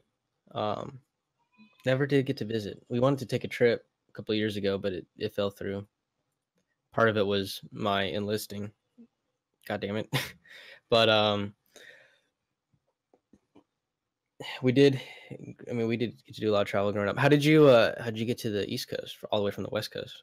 So the summarized quick version of my life is I was born in Hawaii, then I moved to San Diego, California, then to Arizona, Maryland. Okay. Are you an Army brat? All right. Brat. Sorry, dude. I'll be sailing the 7 seas, boy. Well, your dad was. You weren't. The twinkle in his eye. Vaindock, you said you haven't really done much traveling, have you? I think you mentioned not very far. Like outside the States is Bahamas, but that's a cruise trip, so I don't really count that. That's nice. And other than that, you sailed the seas for real. Yeah, dude. Like you're legit, man. You're too legit to quit. I'm such a seaman that I have my own room. We were all a seaman at one point. That's not what I meant, but I'm a sailor. How about that? I'm such an amazing sailor. I had to work the mast and to shovel coal in the engine room. We all had to take shifts. It's a treacherous journey just to get to a tiny little resort. Sorry, I had to bang on my wall for a second. No, you're good. But I will say that was a great, like, cruises. If no one's ever been on a cruise, take one. By all means, it's fun. Isn't it crowded as fuck though? No, it's not that bad. I mean, from what I remember, I was young when I did it. Well, it all depends. Like, one, if it's going in the busy season, obviously you're gonna get a busy cruise, so it's gonna be people everywhere. But it means a big ship, so you have plenty of room. I will say some of the hallways kind of get cramped if there's a lot of people going up and down, but they have plenty of places and stuff to do. And since it's pretty much all inclusive, except for like if you buy drinks, if you're not at the buffet getting drinks and stuff like that, if you're buying like alcoholic drinks and stuff like that, you have to pay for extra. And obviously the gambling that happens on there, you have to pay out of pocket, but everything else covered, your food and things. But then you can get like a fancy dinner that I think you can pay for, or it might be included. I don't remember. But We did. I don't remember the specifics like that. I took a cruise from oh God, what was it? We went from Sweden to the land of where did we PewDiePie. go? No, hold on. Let me pull up a world map. I'll be right back. Okay. Well, what other areas have you gone? So I lived in Sweden. We traveled to I've been to Rome, Italy. I've been to Greece. We spent a week. That's a good movie. I think we spent a week, I think, in Athens, and then we went to a lot of surrounding islands. I've been to Denmark, Finland. We went from Sweden to Finland. We just went across the sea that's right there. These technically the two countries, or the two countries are connected by land, but we went via sea. And I might have been dark metal or death metal while you were there. No, I was 7. That's and I was not into that kind of music at that age. I'm just now kind of getting into it. Not necessarily like dark, death metal, but the heavy metal. Yeah, I guess. I don't know, man. Like, but yeah, we went from Sweden to Finland. That was the cruise. But I still remember some of it. I remember like the pool there and the like little kids clubs they had and the room we stayed in, and it was a blast, dude. So I've been to Finland, Denmark, Norway. We went way north Sweden, that I believe was technically in the Arctic Circle. The map I'm looking at doesn't quite show the Arctic Circle. So, and then we did Italy and Greece. And I'm sure there's a couple that Were you just traveling in those areas, or did you actually stay in those areas? We stayed. Each one of those places we spent, I would say, more than a week. Most of the time we would. But you didn't actually live there. It was for you. It was more like a vacation. It was vacations from Sweden, yeah. Because traveling in Europe is retarded cheap. It's so cheap once you get there. Yeah, because I mean, like train, plane, whatever. Exactly. Yeah. So like, I mean, even because I got friends that are stationed in Germany, and they told me it's the same. Like, you can get a flight from Germany to Italy for like round trip $50. Jeez. $100 at the most. I might have to go backpacking through Europe one of these days. Dude, it's so cool. Like, that is something I would love to do. I just am very cautious about like my safety, and I don't like going to places where I can't bring my guns. So I would have a harder time doing that kind of travel now from that standpoint, especially with just the threats that that are out there that you can't predict, or being American going over to these countries where a lot of firearms are banned. I would just have a stabby stab. Aren't knives illegal in? Is that Australia that knives are illegal? Maybe it's not Europe. I don't know. You're talking about stuff I don't know. Like anywhere the English people have any influence. Okay, but you can't have a knife. Everyone gets stabbed. You have knives, but you can't like stabbings. walk around with a knife outside. Well, that's why you put it in your pocket. Yeah. Well, you can't wear anything with a hood on it too in England, I don't think. But I mean, like, I would love to backpack. I would love to go do that kind of travel again. I think that's something that would be awesome. Especially to do it at this age. I mean, I was 7 when we moved to Sweden, and then we left when I was 9. Like, I had just turned 9 and we left. I think it came out to like a year and a half there. I turned 8 months. I turned 8. I turned like 8 shortly after arriving there. Had my 9th birthday, and then like came back shortly after, something like that. Back to America? Yeah, back to the States. And where did you spend most of your time? in Europe or in the States? in the States, like when you came back? I'm from Arizona, Tucson, Arizona. So that's where I was born and raised there. We moved to Europe when I was 7, spent almost 2 years there. And then we came back and I stayed in Tucson until I joined the Army. And then the Army now has me in North Carolina. Oh, nice. So is that like all the extent of your travels? Like you most of the time in Europe and then some in the States? Yeah. So, I mean, we've always done being in Arizona, Hello? Oh. We lost one. no, I was responding to Badger. He was saying goodnight. So sorry. I know I shouldn't have cut off like that. Yeah, you could say it while It's just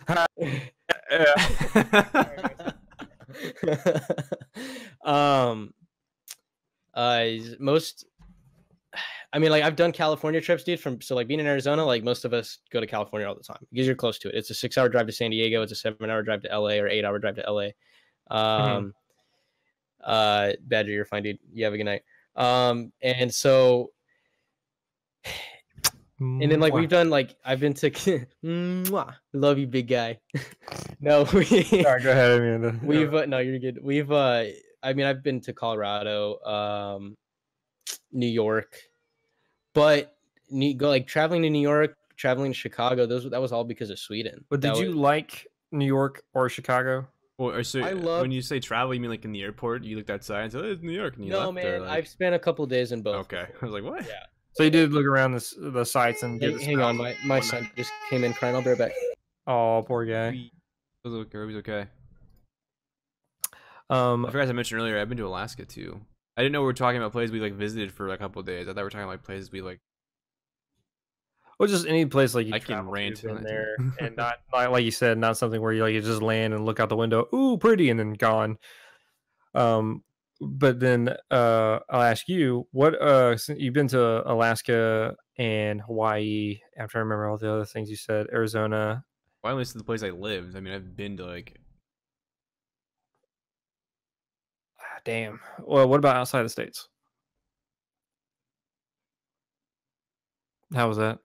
Mosquito ridden? Actually, a lot of dogs. Bugs weren't really the big. Oof. I remember like I flew to Miami to get my flight to Ecuador. I got blasted in the airport, and we landed, and I was still pretty blasted. And I remember getting in a little like trolley truck thing that took us to our host parents' house where there was. And I looked out the window, and I think like every mile I saw at least 3 to 5 dogs like around the street and hanging out and doing whatever stray dogs do. And I was just amazed. I'm like, how many fucking dogs are in this fucking city? There's a fuckload of dogs. Yeah, there's a lot of stray dogs there. That I can't remember. I think it's Australia or someplace, but there's this guy. They have a stray dog problem where stray or wild dogs is an abundance of dogs, and this guy he'll actually hunt them to reduce the population, and he's not really doing it for sport or anything. He's just trying to help the population. I was just wondering if they are doing anything trying to counteract it or anything. No idea. How would you feel about that? Because I know you're a bit of a dog lover. Would you? Or just if there's an influx? Just curious. Population, I guess. Hey, I'm back. The rational man way. Yeah. Oh, poor puppers. Have you watched Chernobyl? You can love all the doggies. You should watch Chernobyl. The horror movie or something else? The documentary on HBO about Chernobyl, like the series. Is that is it before or after the incident? The incident, I'm guessing. Yeah, it's about the incident and like the cleanup effort and whatnot. Yeah, because don't they have like mutated pigs and stuff going around? But the one part I'm talking about is they basically have to like deal with all wildlife that are irradiated, and one of the jobs they have people dogs that were basically ownerless now because all the people were So wait, like, do they have to like take them out because they're irradiated? So if you come in contact with them, they can. Yeah, they killed like all livestock, all animals, cats, dogs, pets, and livestock. Everything got turned over. Like, yeah, it was. Like they go on like the tactics, like, oh, like you just scare them, they run back to their home, and they like den up essentially. So like you could like trap them in a bedroom where their owners used to be, and they'd sit there. Whew, that's brutal. Yeah, they got kind of the detail. Like, oh, that's pretty neat. It's really morbid and sad, but also really interesting. Yeah. What did I miss? What up, we Human? How you were doing, talking man? about, like those places we've been to, and then he started talking about Ecuador, and then started talking about stray dogs, and then I brought up a topic of this man, I believe in Australia, who had to reduce the stray dog population by hunting them, and then that's kind of where we're at. There's like influx of Okay. dogs. We have a shit ton of them in pounds here, which is true. There's a shit ton of. Yeah, and that's just Pony bad dog. people. Yeah, I think the worst post. Just a little sidebar here. There was a post I saw where it was like this family had put a dog in the pound, or whatever, and they had come back to the pound a couple of days later, and the dog was so excited to see like, oh, my owners are back, Yeah. except they were there for another dog. Yeah, They left. I was like, I would probably beat them up in the parking lot because that's some bullshit. That's just, why are you that type of person? Like, why can't, if you got a dog, just take care of it? God, Or like watching I like the videos they have like the people dumping the dogs or whatnot, and they let them run after the. I don't know it's what so kind of sad. folks do And that. if if anyone who does that, it doesn't matter. Like, take it to a shelter, hopefully find somebody, and don't come back to that shelter looking for a fucking dog. Yeah. Oh, that just breaks my heart. But What's my favorite thing to do is with my fiance, she'll like be scrolling through her feed on Facebook or whatnot, and then she'll come out like crying. She's like, "This is so sad. I can't watch this. Yada yada yada." And I'm like, "What's wrong?" Oh, it's a dog being dumped, or these kids like put firecrackers in this dog's mouth and shit. And I'm like, I don't want to fucking see that. Like, don't bring your sadness over here. Like, just block the person Don't you who put that posted evil on me? yeah, That's saying change Yeah. topic. All right, let's change topic. This is bad. This is getting pretty sad. Okay. Where did Yeah, I well, where go did I back. leave off when I walked away? My question for both of y'all is, and I'll start with Systemic. Where is a place that you haven't visited that you would want to visit, like extremely bad, and like why? Where would I want to visit? Like a Yeah, like, what's town a or like place a place? One thing I think Well, I've town, wanted place, to, country, continent. I think just like Western Europe, just because of the history, and it's a double whammy for me because I want to see the ammo manufacturing company called Ely that made my match ammunition I shot for like 10 years. So I'd really be interested to see Where is that located? England. So I so want to see the Ely that- factory, and Western then I want to go Europe. like Western Europe, see all like the Oh yeah, for like Normandy and stuff. So you would want to go to like France, Spain, yeah. Portugal. There's a lot of cool stuff there. I did a lot of like I had a really good class in college about World War I. It was really in depth. I definitely want to go see some stuff, and then World War II. The trench lines out there. Yeah, I was just about to Concrete ask if they tanks had into the trench ground. lines. Oh yeah, dude. I I mean, definitely want to go. the What's up, Wolf? How army you doing, sends man? people to Germany to do like every year on our D-Day anniversary. We have people that go, a select few. A lot of times it's like soldiers of the year, paratroopers of the year, and then they actually get to do a jump onto the Normandy beach or onto like into Normandy, not on the beach, but like into Normandy, like on the actual drop zones that were designated during World War II. And a lot of the 82nd takes part of it because of our history. What the heck is vibrating in here? I don't know. I was thinking too. One of the things that happened when we were in that class was like the World War I, and they Or never no mind, sorry. World War I or something like that, and they like that castle they have in England. They had like the moat thing flooded with poppies for like everyone who died, and like just the sheer number of poppies they had in there was like so dense it looked like Poppies? yeah. Like as in like Here, I'll find the article, like the poppy flower. okay. They were what was happening? They were like huffing it or something? No, they had like hang on. Sorry. Because I was trying to understand like what the poppy field had to do with them being stuck in the castle. But AZ, what was the place? AZ? That I would want to travel to. Yeah. Like was a specific place and it could be multiple.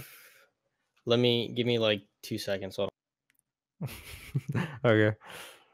Do y'all mind if I go ahead and expound upon Do it. my and it's gonna sound very typical, at least the first one. But my all-time number one bucket list place to visit is Japan, and not just Japan, but like the countryside. Like Tokyo would be like a main hub, and just exploring the city of Tokyo because apparently got all these amazing things just tucked away in this one little area. but like areas on the outside in the countryside. I forget like the name of the beach. Well, there's a few beaches I want to go to, but just like I wouldn't mind like being able to take one of their like tiny ass cars and just go around the outside and follow the shoreline of Japan and just explore all the food and the culture. Definitely want to visit Fiji, or is it Fuji? Fuji, the mountain. I forget the name of it. Fiji. Fiji, right? yeah. Right? Fuji. I'm getting confused with the water now. I'm having a brain Is it fart. not the same thing? It might be. I don't know. But that's something I would definitely want to visit, like go in there and like the hot springs in certain areas and just absorbing the entire culture because I love everything. Yeah, Fuji. That's what I thought. And for some reason, the water bottle. Fiji is in water. No, it's a country in the South Pacific. It's their island. Either way, it's incorrect, and I feel like such a dumbass. But anyway, it's okay, man. It happens to the best of us. But I've always loved Japanese culture. Just like ever since I was, and I can always. It goes back to when I was in second grade. We had this like one little bit. I think it was like every Friday or something in class, and apparently Japan is a great place if you're a cultural person. But yeah, I'm a cultural person. I'll absorb it. I would love to visit Japan. That's definitely a place that I would love to go to as well. But like back in second grade, it was the first time I got experience of it. And my teacher, she actually went on some kind of not like a foreign exchange student, but she was like visiting, but she had a kind of like people there to like help her translate, and she lived with them for a little while, and she actually had video and stuff of her going to Japan and learning all about the cultures and like how they don't wear shoes on the inside. They have a little special mat that you actually have like indoor shoes, and like the way like you sit down and learning about like the history of like samurais and feudal Japan and things like that, and just temples and things. It blew my mind as a small child, and I was just like, oh my god, like this place looks so fantastic. Plus the countryside, that's why I want to visit it, is just apparently so beautiful. Because I mean, you got the cherry blossom trees, and just like it's green and full of color, and a lot of it sounds very stereotypical, but it's just like it's something that has just been ingrained in me ever since that moment. And that would be like my ultimate place to go and just explore everything. And then the other one that is kind of typical is another Europe, but I would definitely want to go to Germany, and specifically Germany, and just check out everything.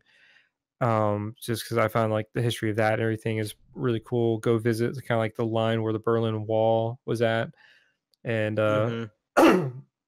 sorry, and just I mainly want to try out the bars, even though I'm not a big drinker and it's like it kills me when I drink, but I would love to try real German beer in a German bar. That would be an experience. Yeah, I think that would be something that would be just amazing. That's funny because I kind of want to get like I want to do the same thing, like going to like exploring more in Europe, especially at an older age. You know what I mean? Most of my experience over there was at such a young age. Going to Germany, going to Japan, China, going to Ireland, I think would be really cool as well. Yeah, like visiting like the castles and stuff, like Scotland and Ireland. Yeah, those places. I mean, like I've been to castles in Sweden, and that was just amazing, dude. Like I remember, like a lot of them are museums now, so you go inside and it's like you'll see like suits of armor and stuff like that, and like that always just got me so giddy. I mean, I don't know if it was the 7, 8, 8-year-old in me, but even now, like that stuff still fascinates me. I think like if I had to really choose like one place to go, like like I had no opportunity to ever travel anywhere else, but one place I probably would go to South America, specifically Colombia, because that's where my father was. He was born and raised there till he was like 10 years old or something like that. So just to kind of go and like touch roots there, like I got family there that I've never met, man. You know what I mean? Like I think that would just be a much more, it'd have a more personal touch, it'd be more like personally significant for me. And just like experiencing the culture. I mean, my wife and I have been watching, do you guys know what overlanding is? No. Okay, so it's kind of, so basically it's, you take a four-wheel drive vehicle, an off-roading vehicle, a lot of like Toyotas are really popular, and Jeeps, and you make them self-sustainable. You can, when I say self-sustainable, I mean like inhabitable. You go on long trips and you live out of the vehicle. You have a tent on the roof. You have a built-in fridge and freezer. You have a built-in stove, and it's crazy how much these people get into. So it's like a tiny RV. Yeah, man, but you do it like out of a 4Runner or a Tacoma. So you have a super mobile, maneuverable vehicle that can go anywhere. Off-road. Exactly. Yeah. And it can do it quickly. You're not trying to get a van that's been modified to go through or anything like that. But so basically there's this YouTube channel called Expedition Overland, and they do just that. They did the Pan American Highway, which is they went to the tip of Alaska, and then they went to this is over the course of like 5 years. They went to like the tip of Alaska, then they went to the bottom of Central America, which I believe is Panama, and then they, I said, geez. Yeah, and then like on land. On land, yes. And then they're the season that we're on right now. So they have 3 main seasons for their Pan American series. They went to the bottom, and we still haven't finished it. But they went to the bottom of South America. They went through all the South American countries. The way they got to South America, though, was they actually shipped their vehicles to the top of South America, which I believe is Colombia. I think they started in Colombia. I'd have to look it up, but and then they shipped the vehicles there, and then they flew down, and met up, and then got the vehicles from the customs there, and then they drove all the way through.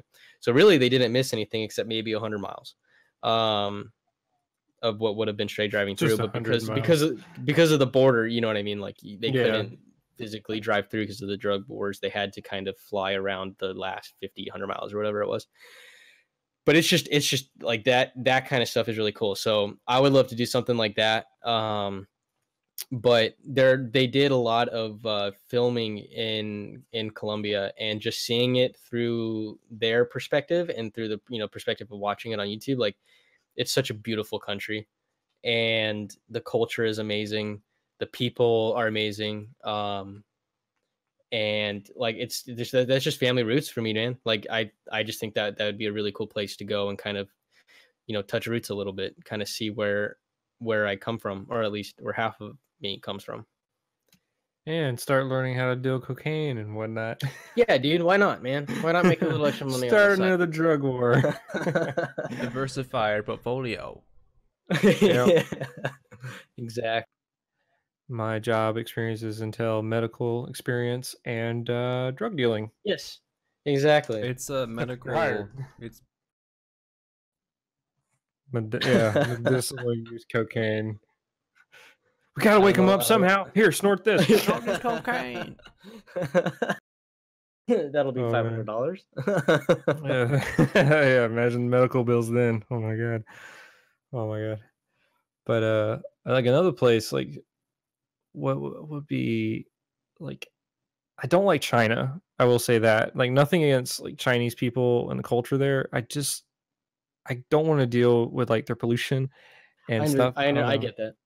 Like, I think it would have to be one of those things that like you just gotta like I kind of want to go just to say I did it. Like I've been there. You know what I mean? The only thing I would want to do is like check out the Great Wall, and then maybe a few things. But I kind of want to try to avoid Hong Kong as much as possible, just because like the air pollution is like so bad there. Sure. Yeah. It's like the point like you have to wear masks and stuff just going outside. I don't want to risk it, you know. And then I don't know, and the food they eat. I've never really been a huge fan of Chinese food. I've always liked Japanese food, mainly because I do like seafood, and I know they have seafood just the same. But just I don't know, some different. I like Japan. Is there not seafood there? Well, it's a little different. It's some of the styles and things that they do. And it's just, I don't know, just the food that they eat sometimes. I mean, like, heck, they have frog leg vendors and stuff in China, where like bugs on a stick and things. It's different, man. Like that's normal to them, or to us, we're like, Yeah. And it's just no. I totally get it. I know, like, I'm not, like I said, judging them or like disrespecting them in any way. It's just I'm not with that. I'm okay. I can deal without that. Is there any places that y'all like would personally not like to go to? Like, what was a place, like specifically one place that you would like people talk about like going to, like, oh, this is an amazing place, but to you it's just like meh. Mobile. Yeah, Fukushima. That's, pretty good one. I think it's across the board. Agreed. That's a bad place to go to unless you want to develop a third arm or something. Gulf of Aden. for me, Is that in Japan? The Gulf of Aden? No. Because I thought you were making a joke about because there was a toxic or no, there was a radiation leak that leaked into our the ocean from Japan. So try to avoid that spot as well. Isn't that the Fukushima? No, maybe. I kind of forget what the whole thing was. But what's the Gulf of Eden? I don't know. Mr. Systemic. Eh? What's the Gulf of Eden? Gulf of Aden?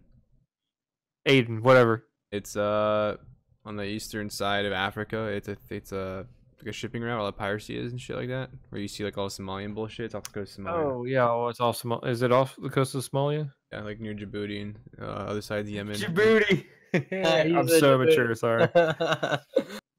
Yes. Oh man, yeah, you're right. I wouldn't really want to go there or Somalia for that matter. You know, just kind of stay away from that spot just a little bit. One place I would like to go to, and this is only probably because of one of the rap groups that I listen to, that I would want to visit. Also, I do have a friend there, and but y'all know, I know Systemic, you know Word, but do you know AZ? Do you know Word? No. Oh, well, they're a South African rap You're group. gonna find out. Yeah, let's say how to look at their videos, and they're interesting. And they're based out of South Africa. That'd be a really cool place to visit. Although it's not I wouldn't really want to necessarily go to Johannesburg, but I would like to go visit my friend, who's a friend of my sister's, because she lives in South Africa, and like the picture she posts is just amazing. But the weird thing about that place, you gotta be careful because there can be lions walking around outside. Jesus. Yeah, that's scary. You got bears here in America, and you gotta go outside and face a lion. Screw that. I just don't know if there's really a place that I wouldn't want to go to, of course, besides like super unsafe places. But even like, I've never been to the Middle East, I've never been to Afghanistan, Iraq, Iran, Syria or anything like that. But from what I've been told, like outside the fact that it's a fucking war zone, like they're beautiful places. You know what I mean? Like a lot of people loved their time over there just because of how beautiful it was. And like, especially I hear the mountains of Afghanistan, which hopefully I'm hoping I'm going to be near them while I'm over there.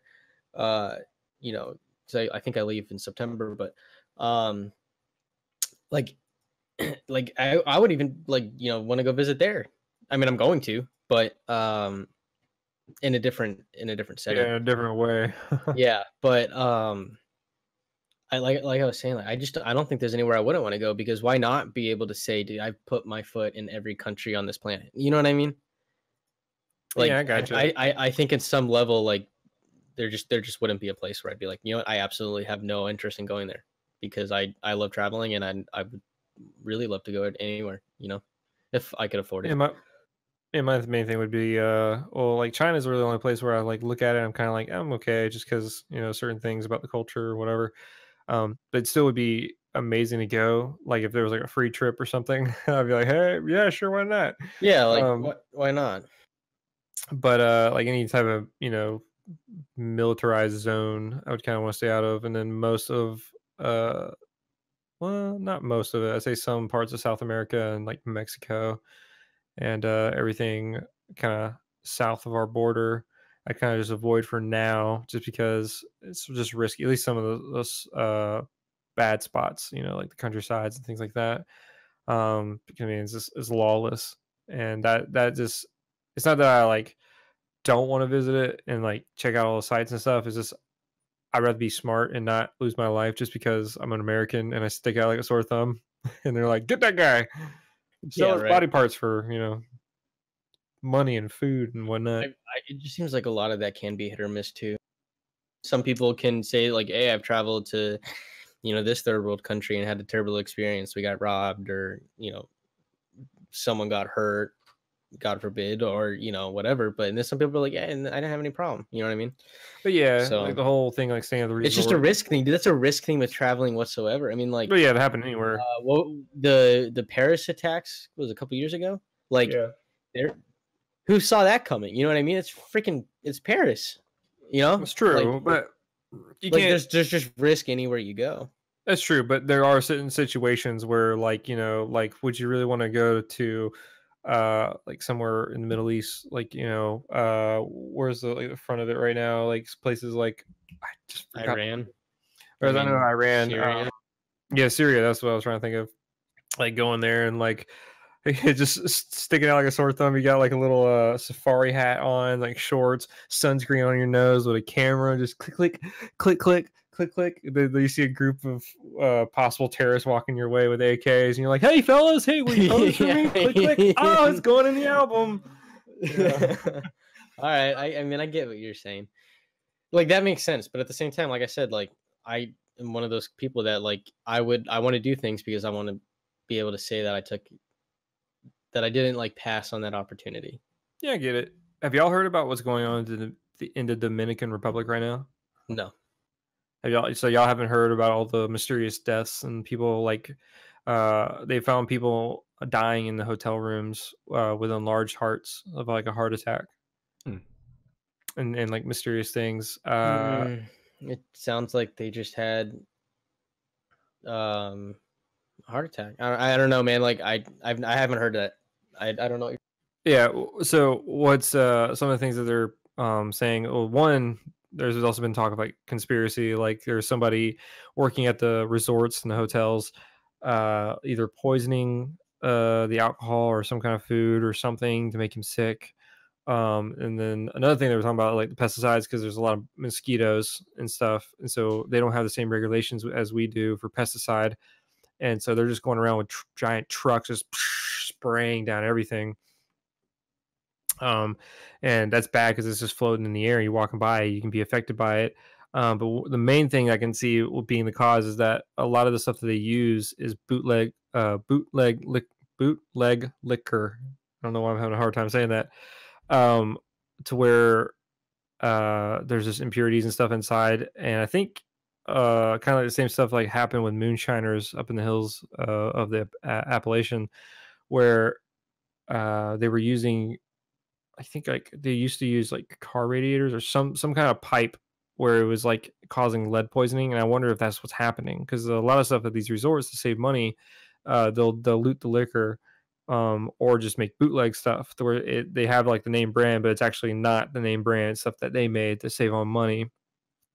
And so that's like one of the things like I always worry about going to, like, because like Dominican Republic seems like it would be a nice place to go, just like any of the islands, like Puerto Rico or Bahamas, Jamaica, stuff like that.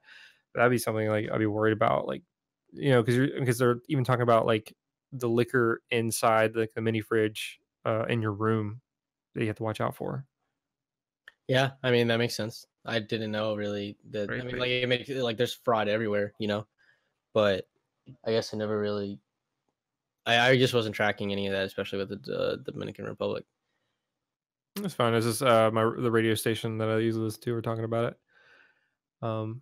Systemic. Is there any place that you would I wouldn't say be scared to go to, but would kind of avoid for certain reasons? Noble. That's a radiation. Like I started thinking like he's just gonna say that. Again, isn't he? Actually, I wanted to say there's a show on Netflix pretty interesting called Dark Tourism. No, but that does sound interesting. So basically, hold on, I'm being rated. I have to pause my conversation with y'all. What's up, y'all? Raiders. Thank y'all for rating. What's going on, guys? Trash, how is the stream? What's going on? We're talking about travel, and the current question is, where are some places we would not want to go? Either because they're dangerous or we just don't like them.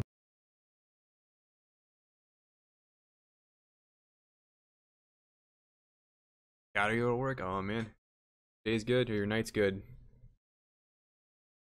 I don't want you to work either, man. Do you want to work this late in the afternoon? But dark tourism. So basically, all the places that you probably wouldn't want to go, they go. So they go to the Fukushima exclusion zone, and like they go to Chernobyl, and they go to the towns nearby to Chernobyl. They go to like South America, and like they go check out Santa Muerte and like the cartel stuff. They go to some place in Africa. I think it's Africa. I think it's like a shanty town thing, like all like the voodoo stuff originated from. And they go do some like rituals to like become accepted by one of the like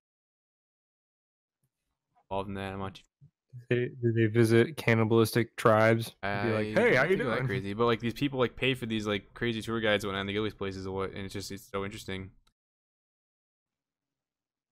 Part of me wants to try that, so I do kind of want to go to Chernobyl just because like the history and like the science behind it, and like they have been there and it.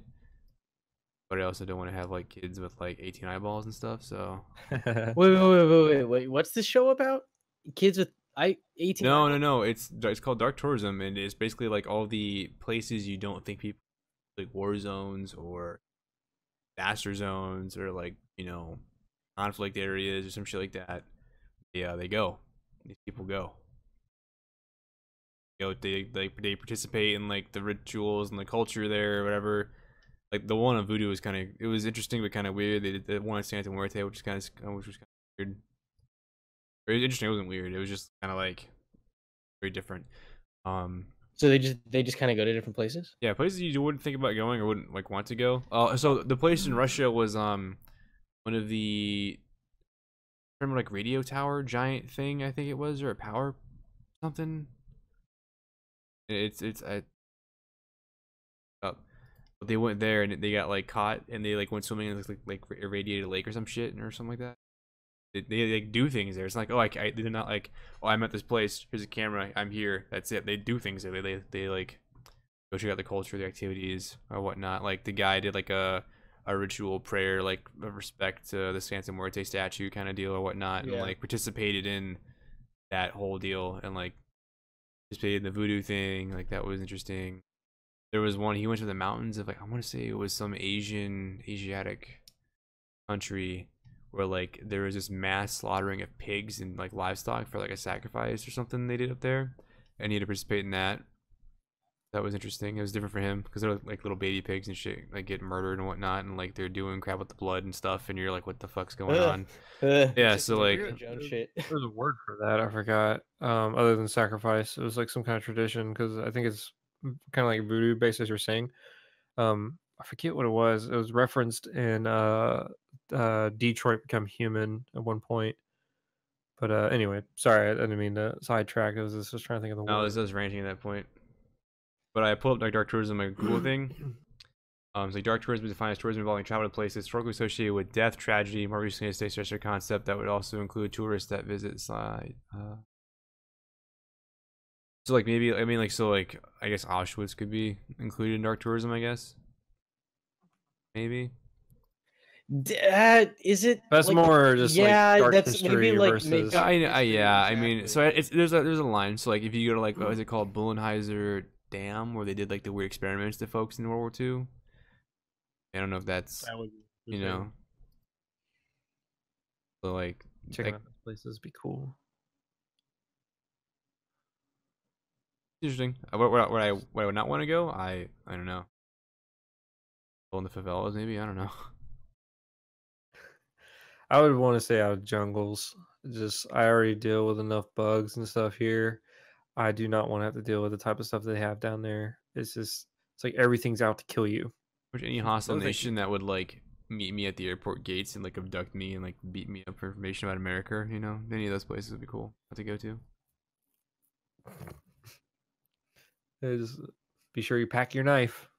Oh yeah. Stay well.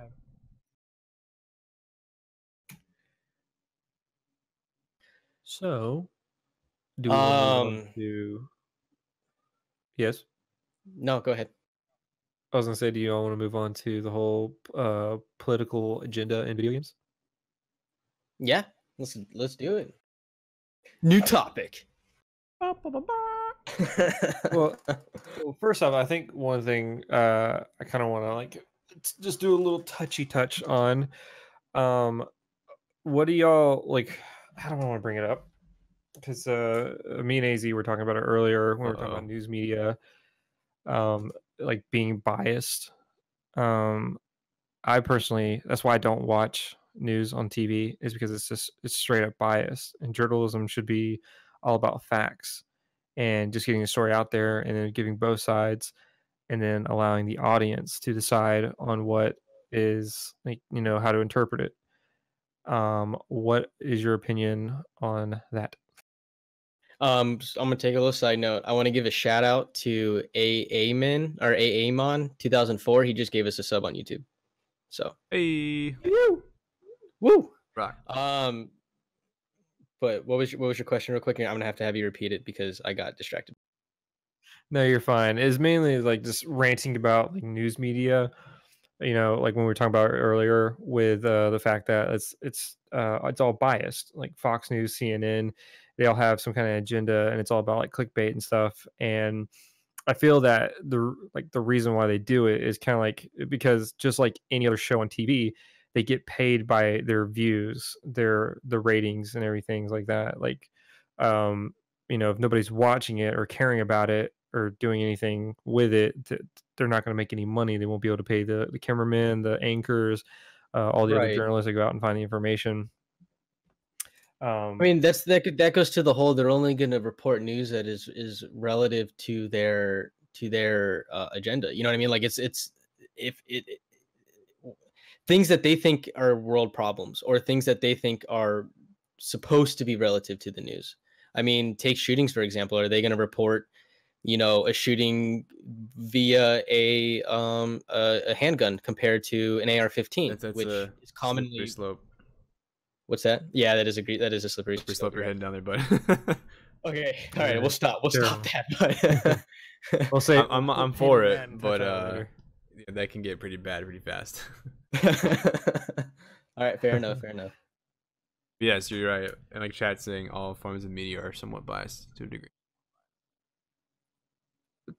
To a degree maybe, but it could be like they're biased on their personal opinion, but then they leave it to because my main thing when I was like, talking about it earlier was Vice. The reason, because I actually stopped watching all forms of news or whatever because the papers were biased in some way, but like to an extreme point, I felt like to where they weren't really trying to give out the information on both sides of the story. They only want to like cover their side and then kind of cover up the other side to make their side that they believe in or care about, the more important thing that seemed like that comes out on top. But like back in the day, like when Vice was first starting out, like a lot of stuff that they did is they kind of did like, how like they say that there's always two sides, there's always three sides to every story. There's the your side, his side, my side, and then truth kind of thing. Right. I feel like Vice did that to where the guy talking, the main journalist who was, like the narrator of his own story when covering the issue or whatever he was covering, he would, tell his side of his experience, like everything he saw, and then he would kind of explain it in their way, kind of like if there was like an opinion, opposite opinion, he would give whatever that opinion is instead of just like hiding it or wording it in a way where it makes his opinion look better. And at the end, it would kind of leave it in like a conclusion where it's like, well, this is what this guy believes, and then this is what that guy believes. So then it kind of leaves it up to us to decide on like what we feel is right. It leaves it up for more of a discussion and like something to talk about versus, just saying like a downright argument or like statement like, oh, this is how it is. And I just feel like news media outlets and stuff like CNN and Fox News and stuff like that are just kind of ignoring that.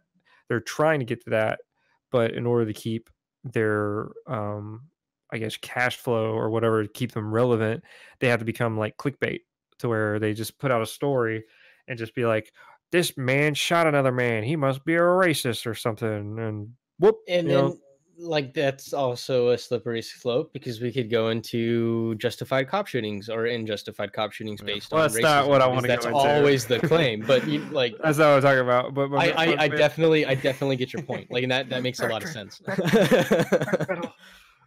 Triggered. Yeah. No, is because what I'm saying is like, you know, some it'll say a story and then it's juicy for the moment so they can, you know, attract your attention in, but then you know, like you start getting to the root of it and you find out that either they missed something or they told the story too quickly just because they were trying to get the story out there. They didn't get all the facts right away and blah blah blah blah. And I just feel like more news sources should kind of take like Vice's early days because they're getting a little more out there since they're getting bigger because they're becoming more like I hate to use the word, but like millennial, where those kind of like new views and stuff like that, which isn't a bad thing. It's just it's starting to come off as more like biased, which I hate. I won't say hate, but I dislike to an extreme degree. So, Has news always been like that though? I mean, I don't really watch news all that much. I stay away from it just because I have similar feelings. To a point. I mean, I don't know like the history of the news and everything since the early days and whatnot, but to a degree, it was more about like typical like realistic journalism where they would go find the facts and they would tell a story, but they would try to get, you know, breaking news or whatever and try to get it out as soon as possible. But I think another thing that doesn't really help like Fox News and CNN's case is just how fast information can travel. And so in a way that I might have just kind of answered one of my things or one of my gripes. Um, they're probably fighting other people to get the story out, which I know that is actually the case, but they're not only fighting like, other news competitors or whatever, but they're also fighting just the public because a person on their cell phone can like be at like a situation, like say there's a car crash or something, and they can break that story to everyone they know or the entire world if, you know, depending on who they are and how popular they are, before the news can actually pick up the story. And so I wonder if they're struggling for relevancy and trying to keep their name in the spotlight, so to speak, so that one, they can still continue to make money, and just, you know, have a job. So, Yeah, any I mean that thoughts? makes a lot of sense. Also, I think the environment's changed. I think back in the day, it used to be like, very unbiased, like here are the facts. Now, like they portray their own sort of side of the argument to make a point. Like you said, now that people, like technology today, have people broadcast the thing. Even to the point now we have like those guys who are like doing crimes like on Facebook Live or whatnot, or like doing the suicides on Facebook Live. Like they're just broadcasting all sorts of weird. Ugh, Yeah, touchy. but politics and games. Do you think um, game developers or studios should make some kind of political agenda or some message in a game? No, man, I think there should be a separation. Why bring politics or those kinds of views into a game where where games are supposed to be an escape, where there's supposed to be a place where you can go to. I mean, that's why I play video games, so I can forget about my homework or forget about the stresses in my life at the time. So then if I'm playing a video game and it gets political, that might make me upset, and then I'm not going to want to play that game. That's just me though. What do you think, Systemic? I think it depends. Politic, topic or Lloyd. Like in what way? Elaborate. Like you could use a political agenda in a game to push your own agenda. Right. If it's historical, maybe, but then that I don't know. I kind of jumped on that, and I didn't quite know how to. Well, I mean, so you can, yeah, okay. So historical, political crap, I can see that, but like, I mean, we can look at stuff like, I don't know, I'll think on it, but I think there could be a use, like, I think there's a positive way which could affect a design or storyline, like to create content in a manner that's like neutral setting. It's just it's employed in a manner that just creates the content, and then there's other stuff where it's like it's pushing you to like agree or their agenda with their alignment in the political. I don't think all politics are bad in video games. I just think it's how they're used, how they're played. I think I missed that last part. I'm sorry. What was that? That last part you said. I missed it. I just think it's how you employ the use of the politic, like sort of idea, genre type or aspect into the game. Okay.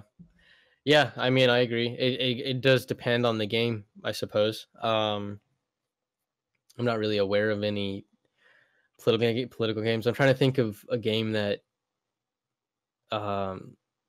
made me feel like they did something wrong with bringing politics in, if they brought politics in at all. Well, maybe it's in like a behind the scenes sort of thing.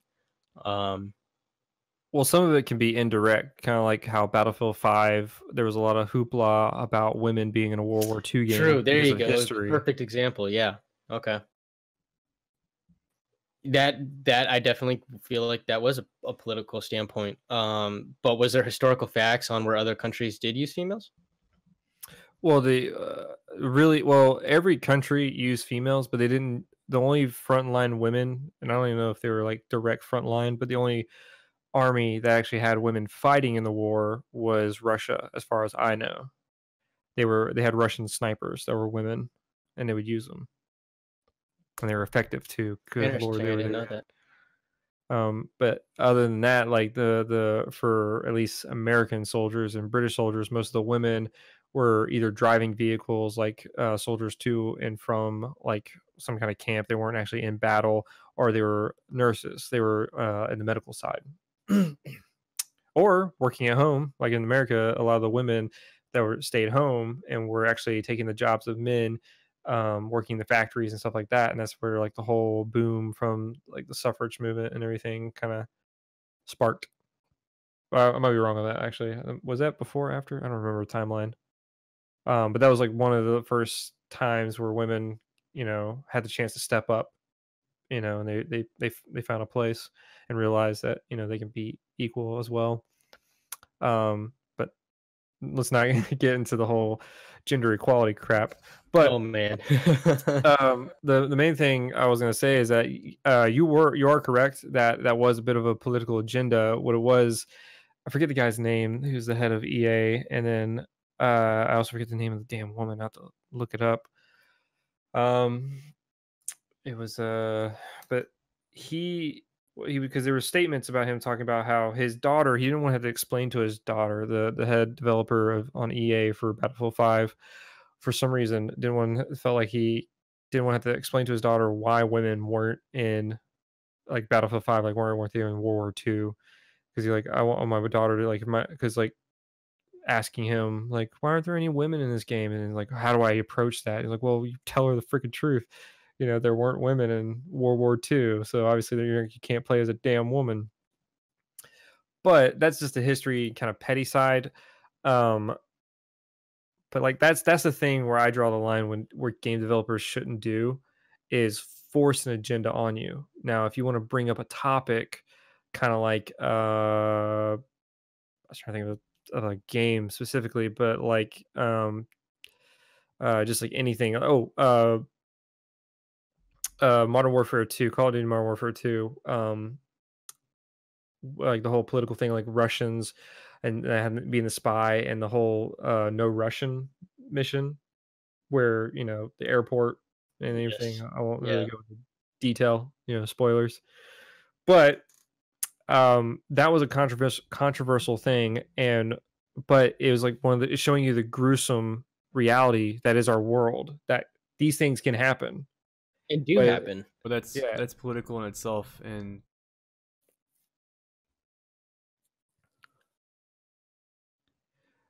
what exactly do you mean by that question? Like you're saying, it shows the gruesome part of the world. Some people don't ever want to see that or don't agree that it even exists. What?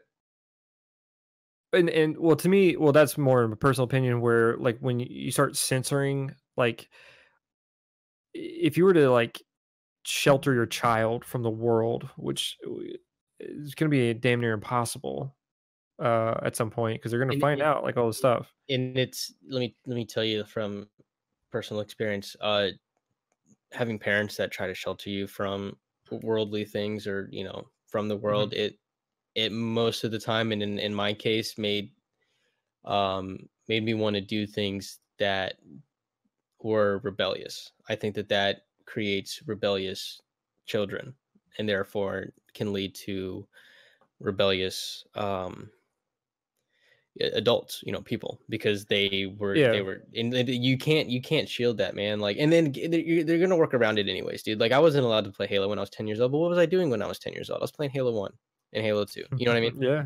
Like, because that's why I say it's hard to keep them, because the more you shelter them, the more it's like the whole reverse psychology kind of thing is like, don't touch that, and then the child's going to want to touch it.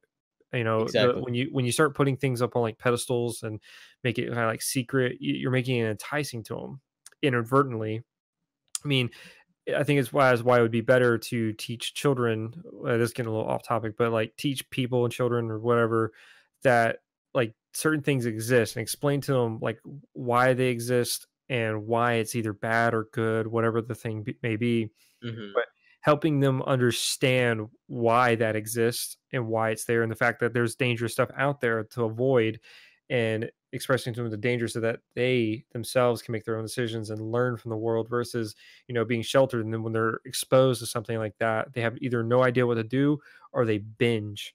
Like sheltering a child, like a lot of times, like I had a friend who was sheltered all his life, and now he wasn't allowed to like drink or do any kind of partying or anything. And then once he got a little taste of it, he fucking went bonkers. He's drinking all the time, he's getting shit faced like every weekend or so. Dude, a lot of kids, a lot of young adults will die of alcohol poisoning on their 21st birthday, because that's I would say is more of this taboo thing where like when you turn 21, you gotta drink everything in sight. But it's maybe that using the 21st birthday was a bad example, but I do know it happens then as well. I mean, shit almost happened to me. But I get what you're saying, but though. like even later, because they their parents were so strict, or like, I mean, my dad let me have a beer in the house when I was 18 years old, 17, maybe even 16, here, like on a very rare occasion when I was that young. But that also helps teach responsibility. I mean, some could argue that I drink a lot. I can stop, like I go periods without drinking. Sometimes I'll go a week of drinking 4 beers a night, just depends on what's going on in life. But I also have that discipline to be able to stop whenever. Does that make sense? Yeah. Well, yeah, and that discipline, not to stop whenever, that I got sidetracked with that, but to know when, like just how to be responsible with it. And that's something that could, maybe that could tie into the whole political gaming thing as well, because is it appropriate for kids to be playing rated M games under the age of 17? You know what I mean? Why not kind of show them that little bit of violence and be like, hey, this is what the real world is like. You got to be careful out there. Not saying that Halo's real, but well, before you expose them to it, is my thing was like, if the way I would handle it, although this is more talking about like kids and video games, but I wouldn't let my child be exposed to it until they understand, like, or if I feel like they can understand like the material they're watching. I wouldn't just give it to them and be like, here, have fun, without like either being by their side and kind of explaining to them that's, making sure that they know the difference between reality and fiction, right. That makes sense. But one thing I want to touch on, like when you were asking me earlier about like, I forget exactly how you said it, but like exposing people to it, systemic, like when you're talking about like, should that be censored or should it not be? What I think was really good is they gave the player the choice. So if they didn't really want to be a part of it or see it, they had the option to skip it. At any point they could just skip it and it wouldn't affect their gameplay. It was just people. Yeah, that's true. It was a way of selective censoring to where, and I like that. I like that idea. And that to me is okay. What I don't personally like is when developers will make an executive decision to purposely either take something out of the game or put something in the game to either block or change something just because they're worried about some kind of political agenda in the real world, like affecting either their demographic or like mainly like affecting their demographic because they're worried about sales and stuff like that, and they're always trying to reach a wider audience. And people are really touchy nowadays. But I think it's weird how we have to censor something when no matter what, you have the option to either buy or not buy the game. You know, it's not like we're forcing this upon people. So I've always had a weird thing with censorship Yeah, that it's it's good in very moderated amounts and depending on what sure, it is. sure. But no one like we shouldn't be like if anything, we should have the choice of what we want to censor, like things that we don't like, we don't want to see. That's fine. But when like the FCC or any other like game company or movie company is like forcefully changing something to censor our own eyes, it's like why? You can mess up a story, it can mess up gameplay, or there's like why are you hiding it? Because like there's gonna be people out there that already know it exists and think it's just Right. really silly. Yeah, I mean, like I don't know, like I don't know, I don't know. It's such a there's so many rabbit holes we could go down. It's kind of hard to make sure that we stay on topic. Yeah, sorry. Gosh, Vane. Like, what do you like? What would you think is a good way to implement? Like, do you agree on the whole like Modern Warfare 2 thing where they gave the player the option to censor it, or like, do you think game developers should just eliminate all type of political talk? I don't think any. I think having the option in the game for them to censor if they want to is a good happy medium. It's in the it's exposure, but they have it. Mm-hmm.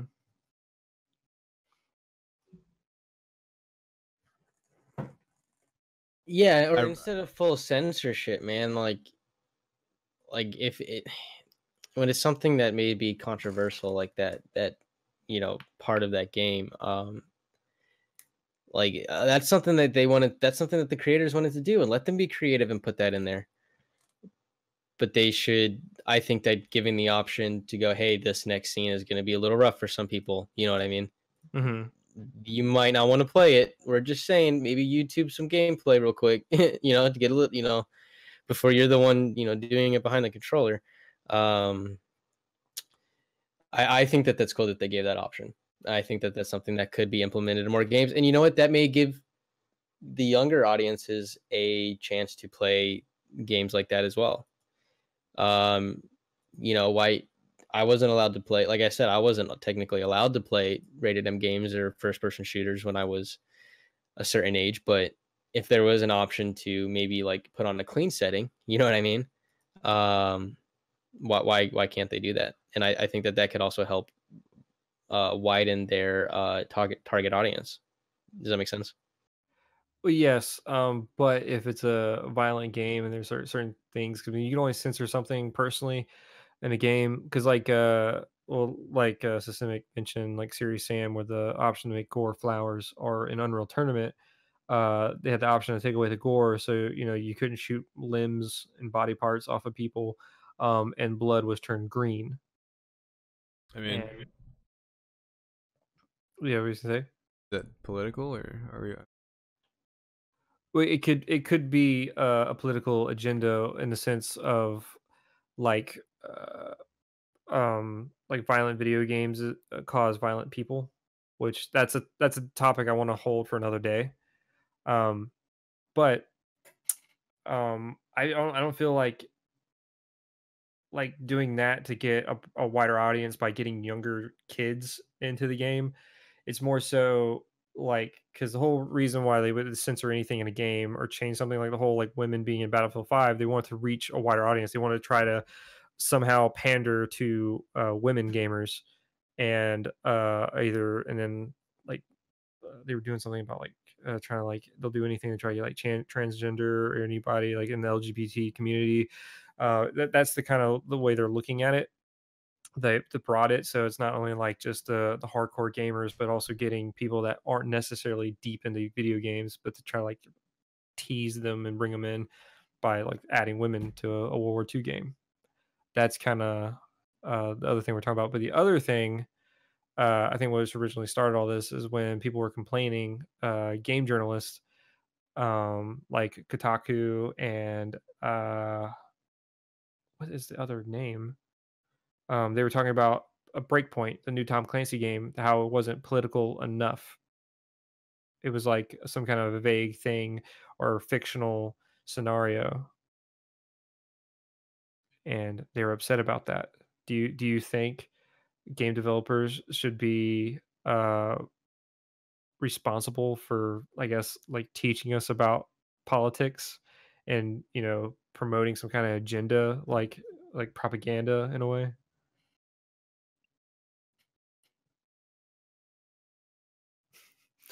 Short, sweet, and to the point. Love it. I mean, I never get to fully answer the last question you asked me, so I'm just gonna. Why would they be responsible for teaching politics? Well, they're not. So I think it's So you just answer the question yourself. They're not. well, I don't know, but I think it's just a madhouse how like there's people out there in these like journalist groups, and I'm kind of half believing that it might just be some kind of like they're trying to make some kind of argument just to get like a buzz about it for some reason. Well, I mean, it's like the same thing with the news. I mean, that's why I say it depends how you employ it. If it's a fictitious political statement or movement to make content in the game to make a story better, why not? Absolutely. I mean, If they're I making agree on a that point. parody or whatever of today or satire of today's society in the game, okay, I can kind of see how it'd be annoying. The whole like women in combat roles, or like I think Watch Dogs 2 was, they were getting there a little bit. I mean, Division 2 has some stuff going on in there as well, Mm-hmm. but it's pushing an agenda. Some of them are, sure. Do I think it's their responsibility to tell us about the agenda? No. I'm not saying they should be biased either. I think their job's to make content, for people to play and to play the games, to do what games are meant to do.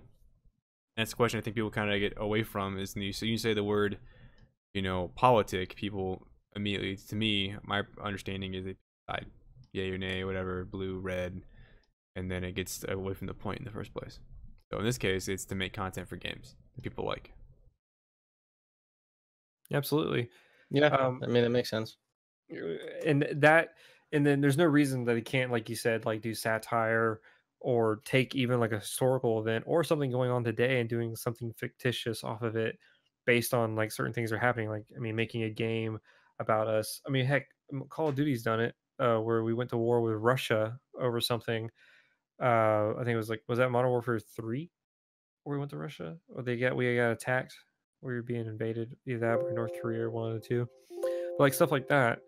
um but it doesn't always have to push some kind of moral aspect. Games are meant to be just fun. It's a game. There doesn't have to be a moral to it. It can just be funny and goofy. Like Conker's Bad Fur Day was just about a squirrel, a bad mouthing talking squirrel, doing crap in a fictitious world. Humping flowers and fighting teddy bears in the World War II parody uh, of a fucking Nintendo game. I mean, I feel like having some sort of moral scale though is also, people like those games where your choices have weight, like Mass Effect or like I think Red Dead Redemption 2. Mhm. Like, oh, robbing this guy and killing him is wrong. You lose, you get not Paragon points, the other one, and then or in some games. So, I mean, I guess a moral sense of that. I don't know about bouncing off a political thing. I don't know how, if that should even be a part of the gaming thing or not. But I think there's aspects in the game itself for like, I think I'm very focused on like the content part, because that's why we play games. We don't play games to learn about politics. We don't play games to say, oh, this game is great. Oh, why? Because it agrees with my politic, alignment or whatever the fuck, my views. It's Yeah. no, the content's great. Like, oh, the way that gun sounds and like recoils it seems really cool. Like it makes it, I don't know. Or like the gameplay snappy, kind of like the Yeah. new game like Hunt Showdown. It has like cool environment, atmosphere, and competitiveness and multiplayer, and the sense of anxiety being hunted by other people, you know? Like it doesn't have to have some kind of like political stand to get you wrapped up. And I think it's where developers and stuff are kind of missing the point. I think they're also being misled because like I brought it up to AZ earlier also about this lady. I wish I could freaking remember her name.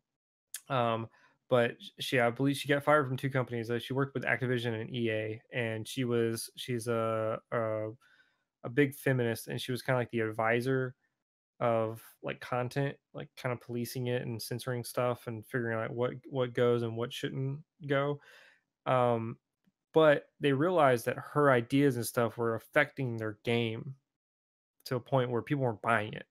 So she got fired, and she even brought up to she tweeted to CD Project Red, and I forget the exact statement, but she was saying like hey, y'all are, I hear y'all are having some kind of controversial stuff and some risque things going in your game. Maybe y'all should like basically she's saying maybe you should hire me, you know, in case something happens. She's like desperate looking for a job, and I love how CD Project Red basically is like nah, we're good. They shut her down, and like that is what game developers should kind of stay out of. It's not like you're trying to promote something or censor me, like trying to inadvertently censor uh, my content and stuff to basically get more money. I mean, I get it; it's a marketing ploy, but the way they've been recently going about it and trying to push views and beliefs of a certain group or you know whatever they might be generalizing or whatever trying to please everybody, which you can't do. You know, they should stop that and focus on the gameplay and like what works, like stories at work, you know. And then if it's just not like sometimes they'll like movies will do the same thing where they'll add a character because they're trying to reach out to a different certain demographic to make it more appealing to a certain group of people. You Yeah. know, like that Mhm. that can affect story, gameplay, all kinds of stuff. It's never made sense to me. Like, why do you have to do that? But, I mean, I also, or is you saying something? No, man, you're good. Go I'm ahead. sorry. I just heard like someone take a breath. So I was like, oh shit. But earlier when you were talking about our game developers, let me start this one. I think people have a problem today where they don't separate their personal and professional realms, or like whatever you want to call them, like sides of the coin. But, Mhm. like I have my personal beliefs and views on certain things. When I'm at work, I do not let them affect my job because my job is its own entity. So I don't meld personal and professional like opinions or views. But I was gonna say though, like, do you think when you brought Punch Showdown, like that to me, my first glance is like the most unpolitical game that we can probably readily name today, right? Is that agreeable? Yeah, I would say that. But then you could look at saying, oh, like being in a gunfight causes anxiety. Guns are bad. Like, do you think people? PTSD. Yeah, do you think people could just like spin shit any of the games today to have some sort of agenda? Like, I think it's relatively easy to spin something to your argument. Absolutely. Like, I don't know. I feel like you can make almost anything political if you want it to. If you try, there's a way. Well, that's why I think it's weird how like these gaming company or sorry, game journalists and you know even beyond that, just like typical news media will just grab anything and spin it a certain way, you know, and it could just be either completely untrue, which then they'll have to go back and backpedal and apologize to the public for getting their facts wrong or whatever, or actually maybe have like a slight point, but it's not like how do I want to word it? It's not like a point, but where basically they can get people to believe that's the case, and then it causes like this rift, and they create an argument out of nothing. You know what I mean? I mean, but I mean, like the creation of the argument or like the fake beef creates buzz, which gets viewers. Mhm. The only bad thing is like when companies like Kotaku talk to a game, like you know that can make people not want to buy the game. It can actually affect sales and stuff like that, which is where going back to whole like journalism should be unbiased as much as possible. Because when you start putting in your own belief, like oh, like the whole fact of like Breaking Point not being political enough, like why is that even a topic? Like that doesn't make any sense. It's just like it's a fictitious story, which it also kind of blows my mind for such a company that's been around for such a long time and should know their way around video games. That they should know that most Tom Clancy games, it's all fictitious and it's all like it's mildly political, but it's not based on anything, or at least mostly nothing like going on, at least in like right now. And it doesn't promote some kind of agenda or message. It's just more of like a story of like what if, you know? I think it's what I kind of get at too is like if you push like fake political story to make content, I think it makes sense. Like Wildlands does, and they stay, I think, unbiased in the sense that they don't meld current events, like you said, or like no one there at like I'm sure people at the workplace have different views, but they don't let them actual work through do it. I mean, at least I mean it's probably a good thing too, because then they're not confusing reality with fiction. I mean, it's a video game. You know what I mean? It's like Arma. You know what I love about playing Arma is that you're not playing Russia versus the US. You know what I mean? Like there's playing Suicide Priest versus you. Those, like the original, like because I've played some of the campaign. I haven't, before I met you guys, I never dabbled in mods whatsoever. But like there was no, like there was a political agenda, but it was fictitious. Is that the right word? Fiction, fictitious? I think that's the right word. Yeah. But my point, you know what I mean? Like that's what I liked about it. Now, and in a way, they separated real politics, and like real, current events from the game, because they made it all part of the internal world, and there was no real world correlation. I like that a lot. But I don't know if that's just me or if that's just me that noticed that, or if I'm absolutely just batshit crazy. There's always that possibility too. Well, no, it's no, it's, I mean, well, first off, it's all based on like opinion anyway. But it kind of forget what I was saying. What were you saying? How like it's I think it's okay to have a like I don't know. I liked how like Arma had its own, like it's stuck to fiction. You know what I mean? Like the conflicts and the political conflicts were not related whatsoever to real world conflicts. Does that make sense? Oh, yeah. I understand now. Because I just missed a couple bits in there. No, you're fine. But yeah, that's like the whole thing. Like he was saying, like Wildlands, like it, like some of it like is based on like stuff that we have to deal with, like drug cartels and stuff like that. But we never like used any like real people. We didn't try to force anything like, oh, we have a woman operative going in behind lines. Like that wasn't like forced in the game, because like the most recent example of just bad political agenda kind of thing, at least pushing an agenda, would, I mean, mainly be Battlefield 5, how they try to stick to their guns.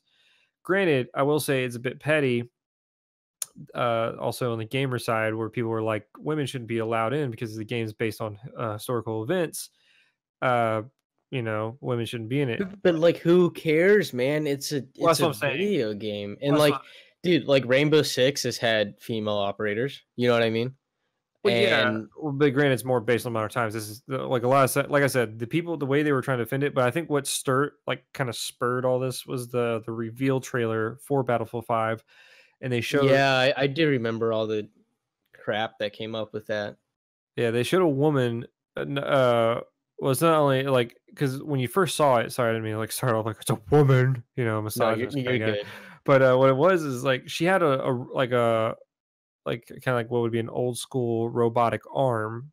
And when you first saw the game, or at least when I first saw the game, my interpretation was like, oh, this must be like some kind of post-apocalyptic war game or something. Like, what is this?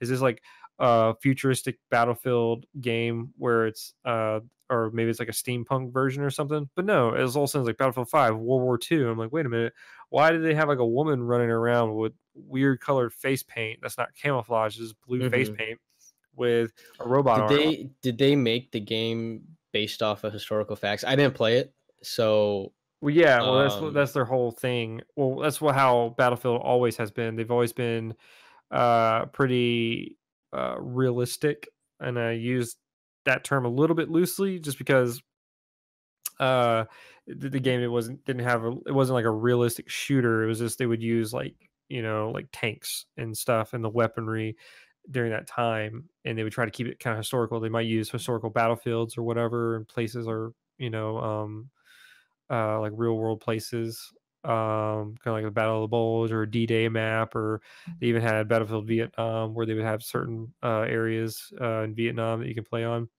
But in like Battlefield 5, they kept it historical. They used historical locations where real battles were fought and like certain things happen.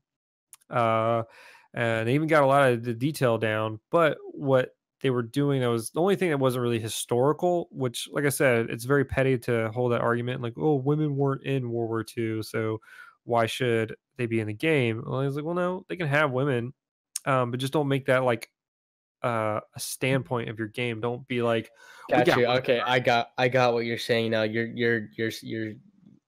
You're saying that they tried to capitalize on the fact that they brought a woman as part of the campaign, as part of like a main focus, right? Sorry, I was reading the chat. What was the thing you said? I just was saying that I understood what you were saying, that they tried to they made that character the center of the game release as a political statement.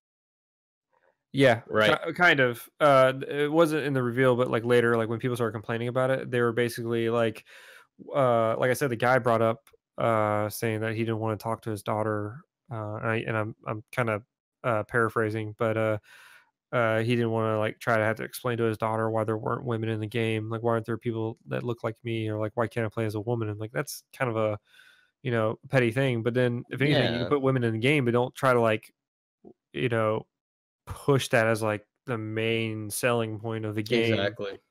And they stuck to their guns about it, so much to the point where do you remember the whole thing where they basically said, well, if you don't like it, don't buy our game? And then what happened was nobody bought the game. I mean, yeah, I don't even think I've played a minute of it. Not for that reason, just because honestly, after Battlefield released Hardline, it's kind of like, really, guys? Battlefield 1 I thought was okay. I played a little bit of it, maybe 20 hours, but if even that. But like when World War II came out, especially with I don't know, maybe I was influenced by that hype, around all that controversial stuff, but I just didn't play it, so I don't have much. Oh, you didn't play Battlefield 5? Yeah, Battlefield 5.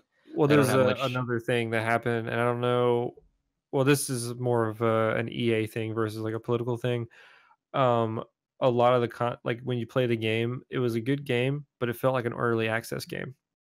Like it didn't feel complete. Like it was missing a lot of stuff, and a lot of the assets, or I should say, a lot of the weapons that you use were actually from the first game. So the so-called first game, which is Battlefield 1. Right. And so a lot of people were kind of upset about that. And then also, you only had two factions, and that was the Germans versus the Americans. And also, no, sorry, Germans versus British soldiers. You didn't even have Americans. You had British versus German. I think that's why I didn't play it, honestly. Yeah, it just was lacking content. It was a Yeah. poor, even though it's still popular. It was just a poor release in a way, at least for EA standards.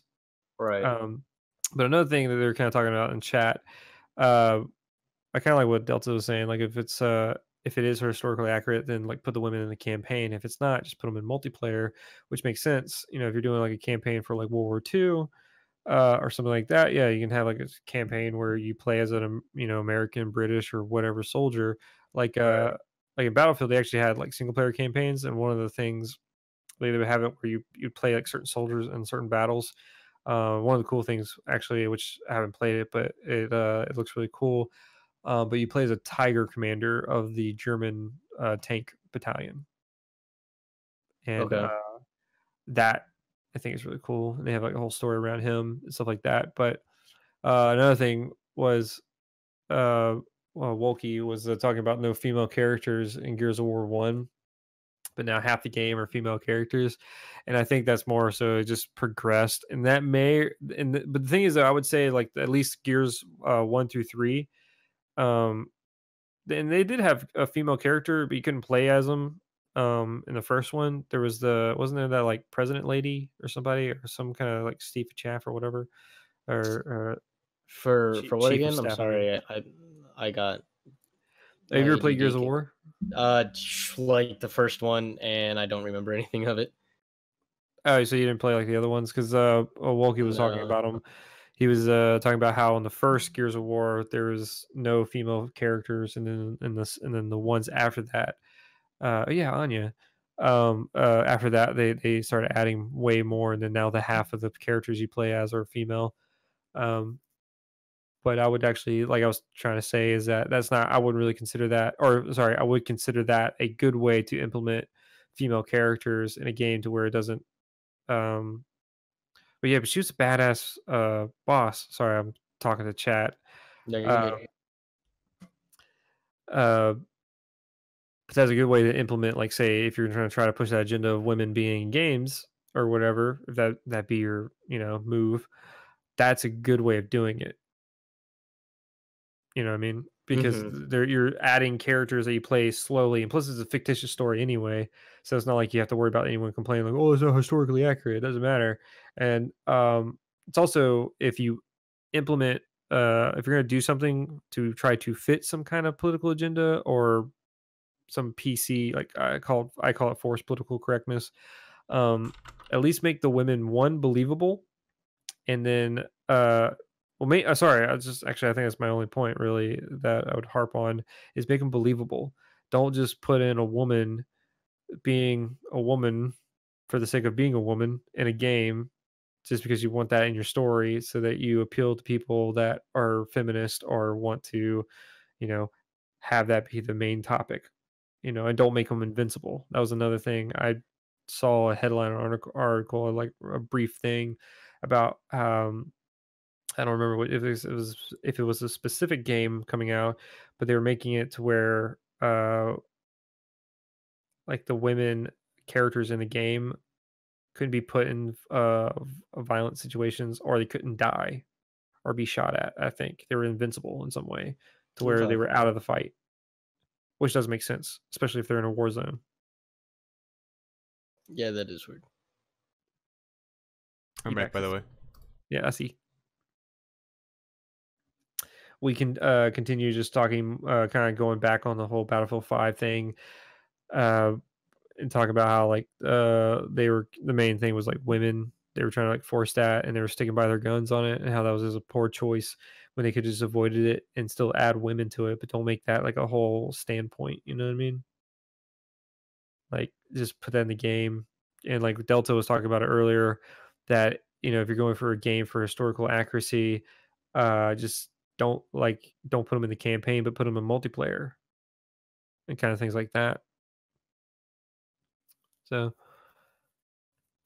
I just wish game developers would take more risk and not worry about controversy, which I understand from a marketing employee they have to a certain degree, because you don't want to make some kind of just controversial game for the sake of being crude and rude and nobody's going to buy the game except for a niche amount of people.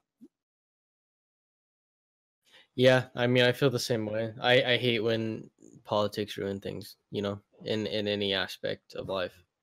It definitely makes things a lot more frustrating and just ruins the overall experience for everybody. You know what I mean? No matter what it is. Especially in games though, like I said before, because that's our place to get away as a gamer. Um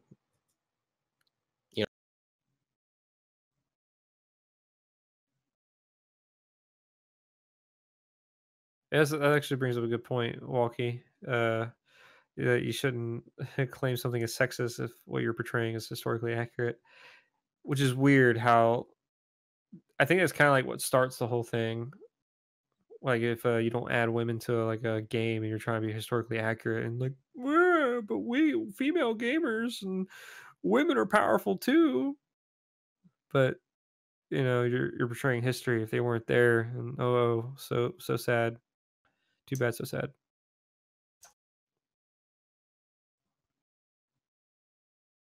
I agree. You agree? Oh, sorry, I was trying to figure out what AZ said, but no. I mean, yeah, I figured we were all on the same page. It's just how like just forced political correctness can always ruin a game, and game developers should just stop doing it. Yeah, knock it off, guys. Just make a game fun. They lose the aspect. I mean, a lot of indie developers are just doing better nowadays, just because I mean they make a game fun. They don't worry about, you know, trying to get big numbers, and a lot of it also probably ends up with marketing and promotion, or yeah, trying to promote it, and investors and stuff, and appealing to them, the stockholders and whatnot, so they can earn their money back from the development of it. But still, it's all this promise of money and then failing because you force something into a game that nobody asked for. Same thing with movies. True. Yeah, man. Like, Play The Sims 4. Oh, what happened to The Sims 4? Oh, I think I know. Yeah. What? No, the what was it? Maybe I'm thinking of the wrong thing because I forget what exactly happened in The Sims 4. There was some kind of weird thing that they did. But one of the funny things, kind of off topic a little bit, but on topic with Sims. Do y'all remember the video of the guy reading patch notes for For The Sims game? Sims? No. Yeah. no. Mm-mm.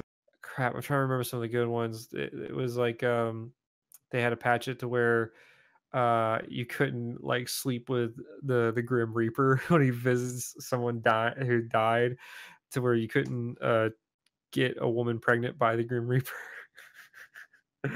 Or they What? had to do a bug fix to where children would now run away from school when it caught on fire or something weird like that. It was beforehand the doors would lock and they couldn't escape and weird Wow. crap like that. Like there was a lot of weird things in one of the Sims games, and this guy was just reading patch notes. It's just so messed up. No, I never. I think I played like a very little bit of Sims. I don't even remember which one it was. I think it was like on the DS or something. I don't know. I don't see how Sims got popular, because I remember playing it back in the day, and yeah, it was okay, but it got boring really quickly because you're just controlling another person. That But there's all kind of life simulators like Armor Life. Dude, people go ham for that shit. Or like Rust. I mean, it's like a simulator kind of deal, but for someone else's life. Well, true, but in that one though, it's more like a survival game, and people can kind of come in and fuck you up, and it's like multiplayer and things like that. But with Sims, you're just kind of on your own, and you're living vicariously. Although I would say it's more of a personal opinion because I just don't get into that whole game unless it's like Oblivion, like those type of role playing games or like fantasy games. But I live, you know, it's like I'm living a story versus like, hey, you met your neighbor, you like her, you've had a baby, send it off to school. It's like I don't want to live real life in a game. Must pay Yeah, bill for now. real. Pay bills now. Yeah, there's I'd rather do like what Walkie was talking about earlier, the whole Fable, you know, where you can go around, have was it illegitimate children, I think, and catch STDs and Yeah. marry people, do weird stuff. That was a good game. I don't know if I don't think I ever played it. I definitely recommend at least Fable 1. Fable? Yeah, Fable.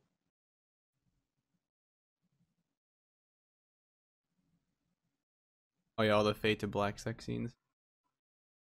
Yeah.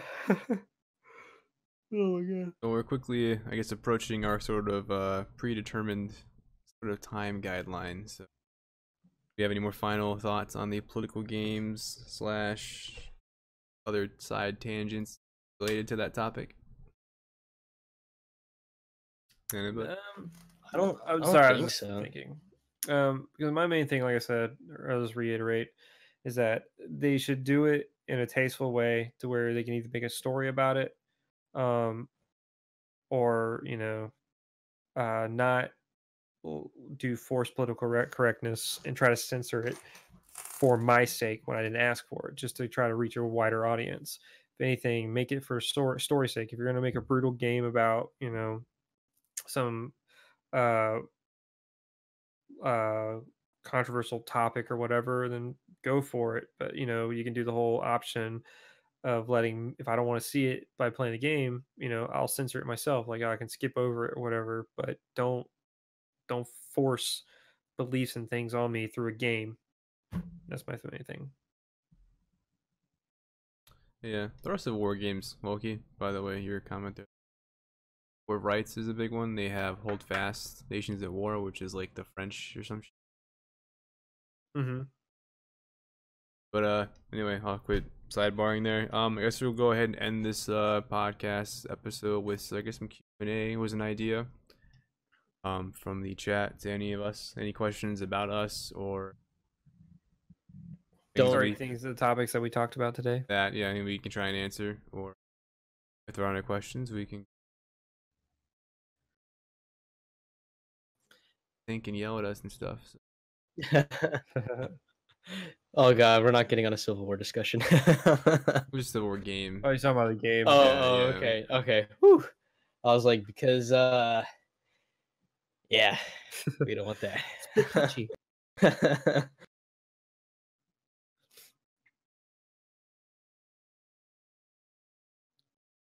This has been fun, guys. Class tomorrow, man. 9, luckily. So that's why I was. Normally, I try to be in bed. It's 10:46 here. I mean, I think we're all on the East Coast. But normally I'd be in bed by now. But I figured I could push it a little bit. Since I don't have to go to class. I normally have to be at class at 8. I don't have to be there till 9 tomorrow. So I have a flight tomorrow at 6:30, but I don't really plan on sleeping because it's our what flight. is he doing, man? Hmm? Where are you flying to? Oh, Houston. Are you looking at, because you're moving there, right? It's just to help my fiance drive back, so she's gonna spend the weekend essentially driving back up the East Coast to hope we break up the drive. Oh, gotcha. You want us to talk about RuneScape? Oh, you got one guy that knows a lot. Or are they talking about their MMO game thing? Like their chat, they're saying PC game, MMO, RuneScape. I've been playing a lot of RuneScape. I think I've put maybe like, God, dude, too much time into it. I just don't think it's. I put a lot of time in the past month. Love the game. I used to play it a lot growing up. Got away from it. Just busy with life, and then when they came out with mobile, I saw an ad for it like 3 months ago, and I was like, "Yo, I want to play this game again." And so I signed your soul over to the. I made a new account, and I think I went from like a level, the level 3 to like level 30, and then stopped playing. And then I went from 30 to I think I'm at like 98 combat right now, which took me about 2 months to do. It's a fun game. I like it. Screw what you all think. No, man, it's all you. It's do what you like. Wookie likes it, so I feel validated.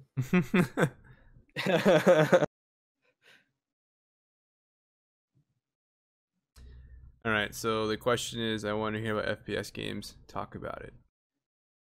That's not really the question. About first-person shooter games. FPS stands for first-person shooter. Those are a genre of game. Oh my god, does it really? Oh, did you guys know that diaphoretic means sweaty? Did you know that? Did you not know FPS stood for first-person shooter? No, he was being sarcastic as fuck. Okay, let's say. Have you heard of Hunt Showdown? That's a good FPS.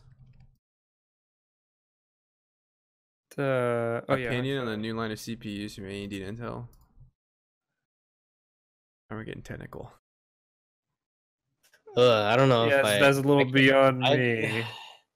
I mean, I try not to look. No. I try not to look at. I feel like AMD needs to. I think they have. Is that I'm gonna want to buy them.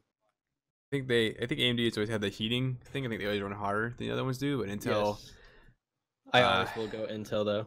I like Intel better too. I did use AMD for a while, but I like. Yeah. But is there a particular new series we're looking at? We're gonna like a particular line or model or series for CPUs we're to discuss or compare, or just the new shit?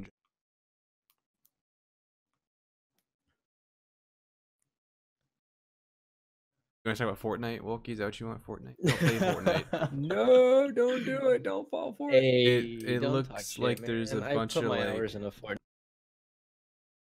I see like the some of the luster behind it, but It was a fun game for my wife and I to play because we could play across consoles. So I'd be on PC, she'd be on the Xbox, and we could play together. You're making the next generation of violent teenagers. Yeah, that's Kittyland Shoot 'em Up. It's like you said, a meme game. You can play it for fun as a joke, but when like people, like, little kids take it a little too serious. It was like back when Call of Duty Modern Warfare was out and all the little shits were coming out of the woodworks and they're like, "I'll fuck your mom." I'm like, whatever, dude. It's not like you're 5. It's like, fuck you, I'm a big man. Like little stuff like that. Like, I get the luster, like you said. I understand it, but it's just not for me. Definitely not for me. Oh man. Actually, I prefer, if you're looking at computer monitors, they might be a little expensive unless you want like what size are you Samsung all the way. Walkie, like what kind of size monitor? Because a 24-inch, like 27. What? How big are we talking? You want like the 70-inch with a wraparound, right? Oh my god! Immersion never broken. I want an IMAX theater for my computer system. But you can't make immersion because you see beyond the monitor. It just circles you. Yeah, you break your neck trying to look over the side screen.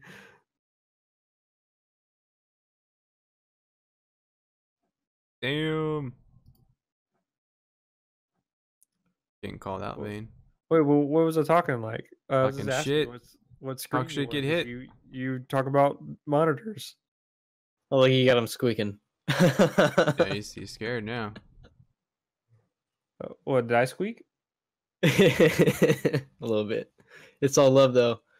1 millisecond delay, 144 hertz. I don't know, man. 1 millisecond is pretty long. BenQ has some really good monitors.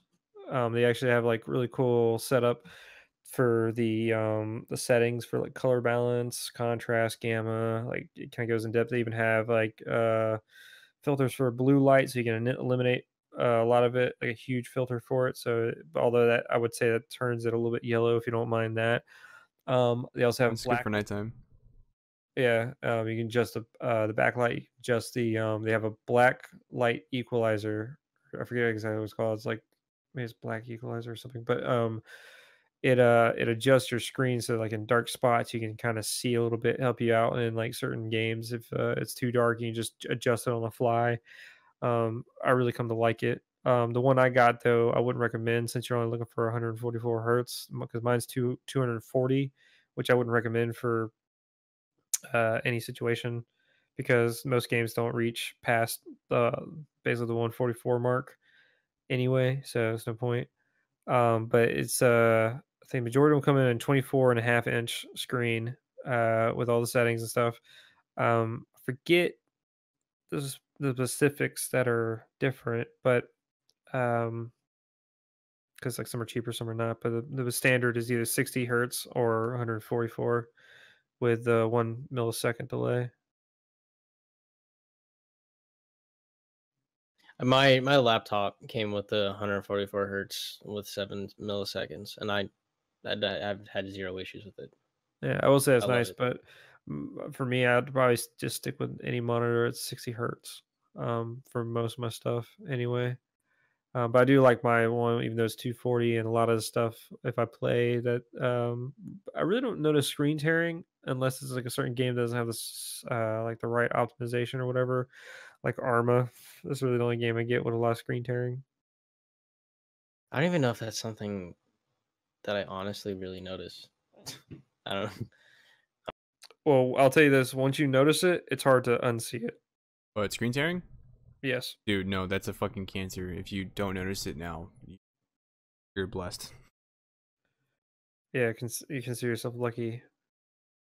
I don't know where. Maybe I don't know. Maybe I need to look it up because actually I'm afraid to. Because it's gonna be like one of those like shattering glass moments. You know what I mean? It's basically there's gonna be a line on your monitor where like you'll see a picture of like a field, and then all of a sudden like this line will eat part of the field above it, and then you're like, what the fuck happened? It goes away real quick. Like, whoa, that was fast, and then No, I guess I've never. Or you'll experienced notice that. like a section, like either a small or a big bar will be cut out, and you'll see it segmented to where like say you're a first person shooter, you're looking at your gun, and half it looks like that water trick, like when you stick a straw in water and it looks like it splits, it's coming out of Mm-hmm. nowhere.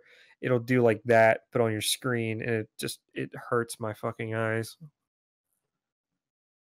So, but Yeah, you no, don't. I I'm guess pretty sure you get I've it when you never do noticed Armo, that. because I remember you have graphic issues. I have frame issues. I have frame rate issues. Yeah, if you have a too low frame rate, that's when you start noticing screen tearing. I don't. I have the I mean, I haven't problem. noticed anything. Or if say a game you're playing, if your monitor has a higher frame rate than the game you're playing, like say it's locked at 60, then you will should notice or may notice some minor screen tearing. It all Is that when depends. that whole VSync bullshit is supposed to take effect? Yes, but VSync, what's better is G-Sync, but the only problem is if your game or whatever application you're using is running at really low frames per second, the way the G-Sync works, it's manipulating your refresh rate on your monitor itself in tandem with your game. Mm-hmm. So, but the weird thing is it'll make it look janky. So it looks like instead of having screen tearing, it looks like it's skipping a little bit depending on the game. Like I said, if it runs at a really low frame rate or if it drops like an Arma, I wouldn't recommend it because Okay. it'll freaking hurt your eyes.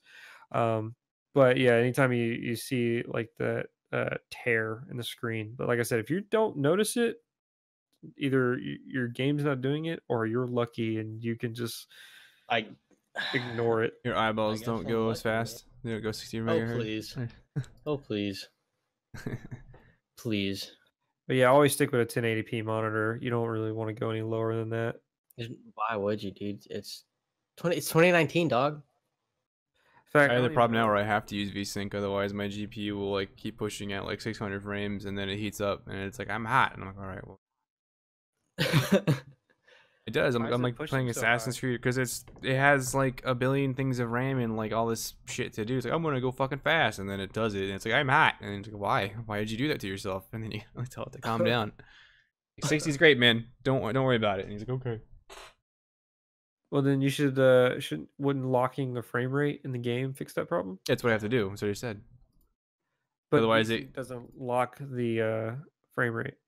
yeah, no, sorry, I meant the fucking, you know what I meant. Well, okay, well, sure. I didn't ask a question. Did you said, didn't you mean this? Right? Oh, dude, Oh my what? god. Whatever. Never mind. You know what I'm saying. I didn't, You under. Oh, but now I do. Is my point. I guess I'll just pretend like I know what's going on. good idea. Yeah, we'll just Yeah, stick fake it with till you make it. That's how it works. Until the day you die.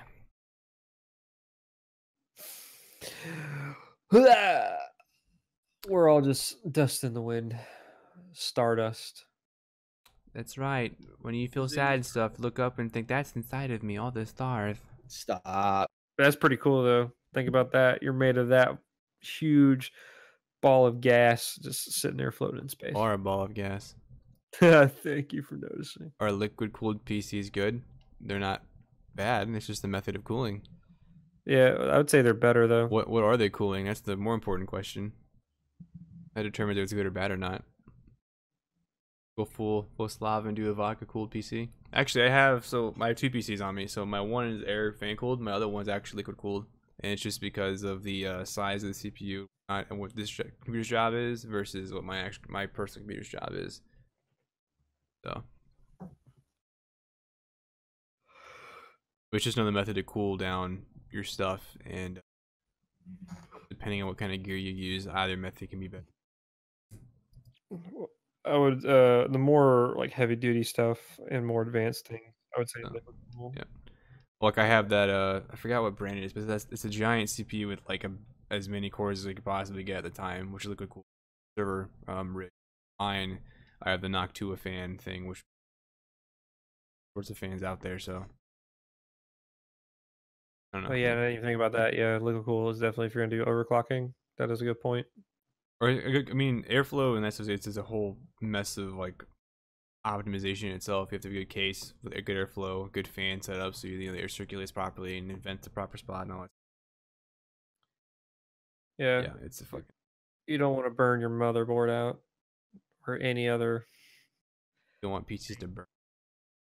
Yeah, you'll end up with the whole red ring of death from the Xboxes because they had a Don't heating bring issue. that up, man. That's the Why'd you whole- have to that's the Bad whole- juju, dude.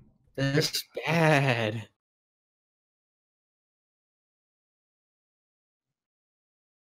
Wookie, yes, 100% use oil on your computer. We'll fix everything. No, stop. Yeah. Like, what are you talking about? Putting oil in a liquid cooling system? Like Alt F4 brings up a cool menu in this game. Check it out. Don't do that either. No, that's not what he's talking. He's trolling you. Well, All right, well, I think I'm gonna try to go hang out with the wife if she's not pissed at me. I haven't seen her in a while. You guys got any points you want to touch on real quick? you're a wonderful human being. Oh man, I love you. Oh man. Well, I think we're gonna wrap this up for the night. We've been here for about 3 hours 15 minutes. Good bit. We will be posting this to our YouTube channel, which is Artificially Unintelligent Gamers on YouTube. If you like us and/or our content, you should go check it out and give us a follow. All our other socials are top left. Fine. We have a Twitter there too for Artificially Intelligent Gamers as well. Updates your videos and all that stuff we're doing. It'll be cool. So yeah. Anything else? No. I think we're good, man. It was fun. Definitely enjoyed. You cut out what? I said it was fun and I definitely enjoyed it. Oh, yeah. True. Haha, There you go. Oh yeah, so check out Vaindock's There's our Twitch link. is in my chat, which is twitch.tv/Vaindock. AZ is twitch.tv/AZ. If you're here, you're here. If you like this stuff, hit the follow button, subscribe, like, whatever, you know, just the usual crap. Fine. I was typing your name in. Oh, wait.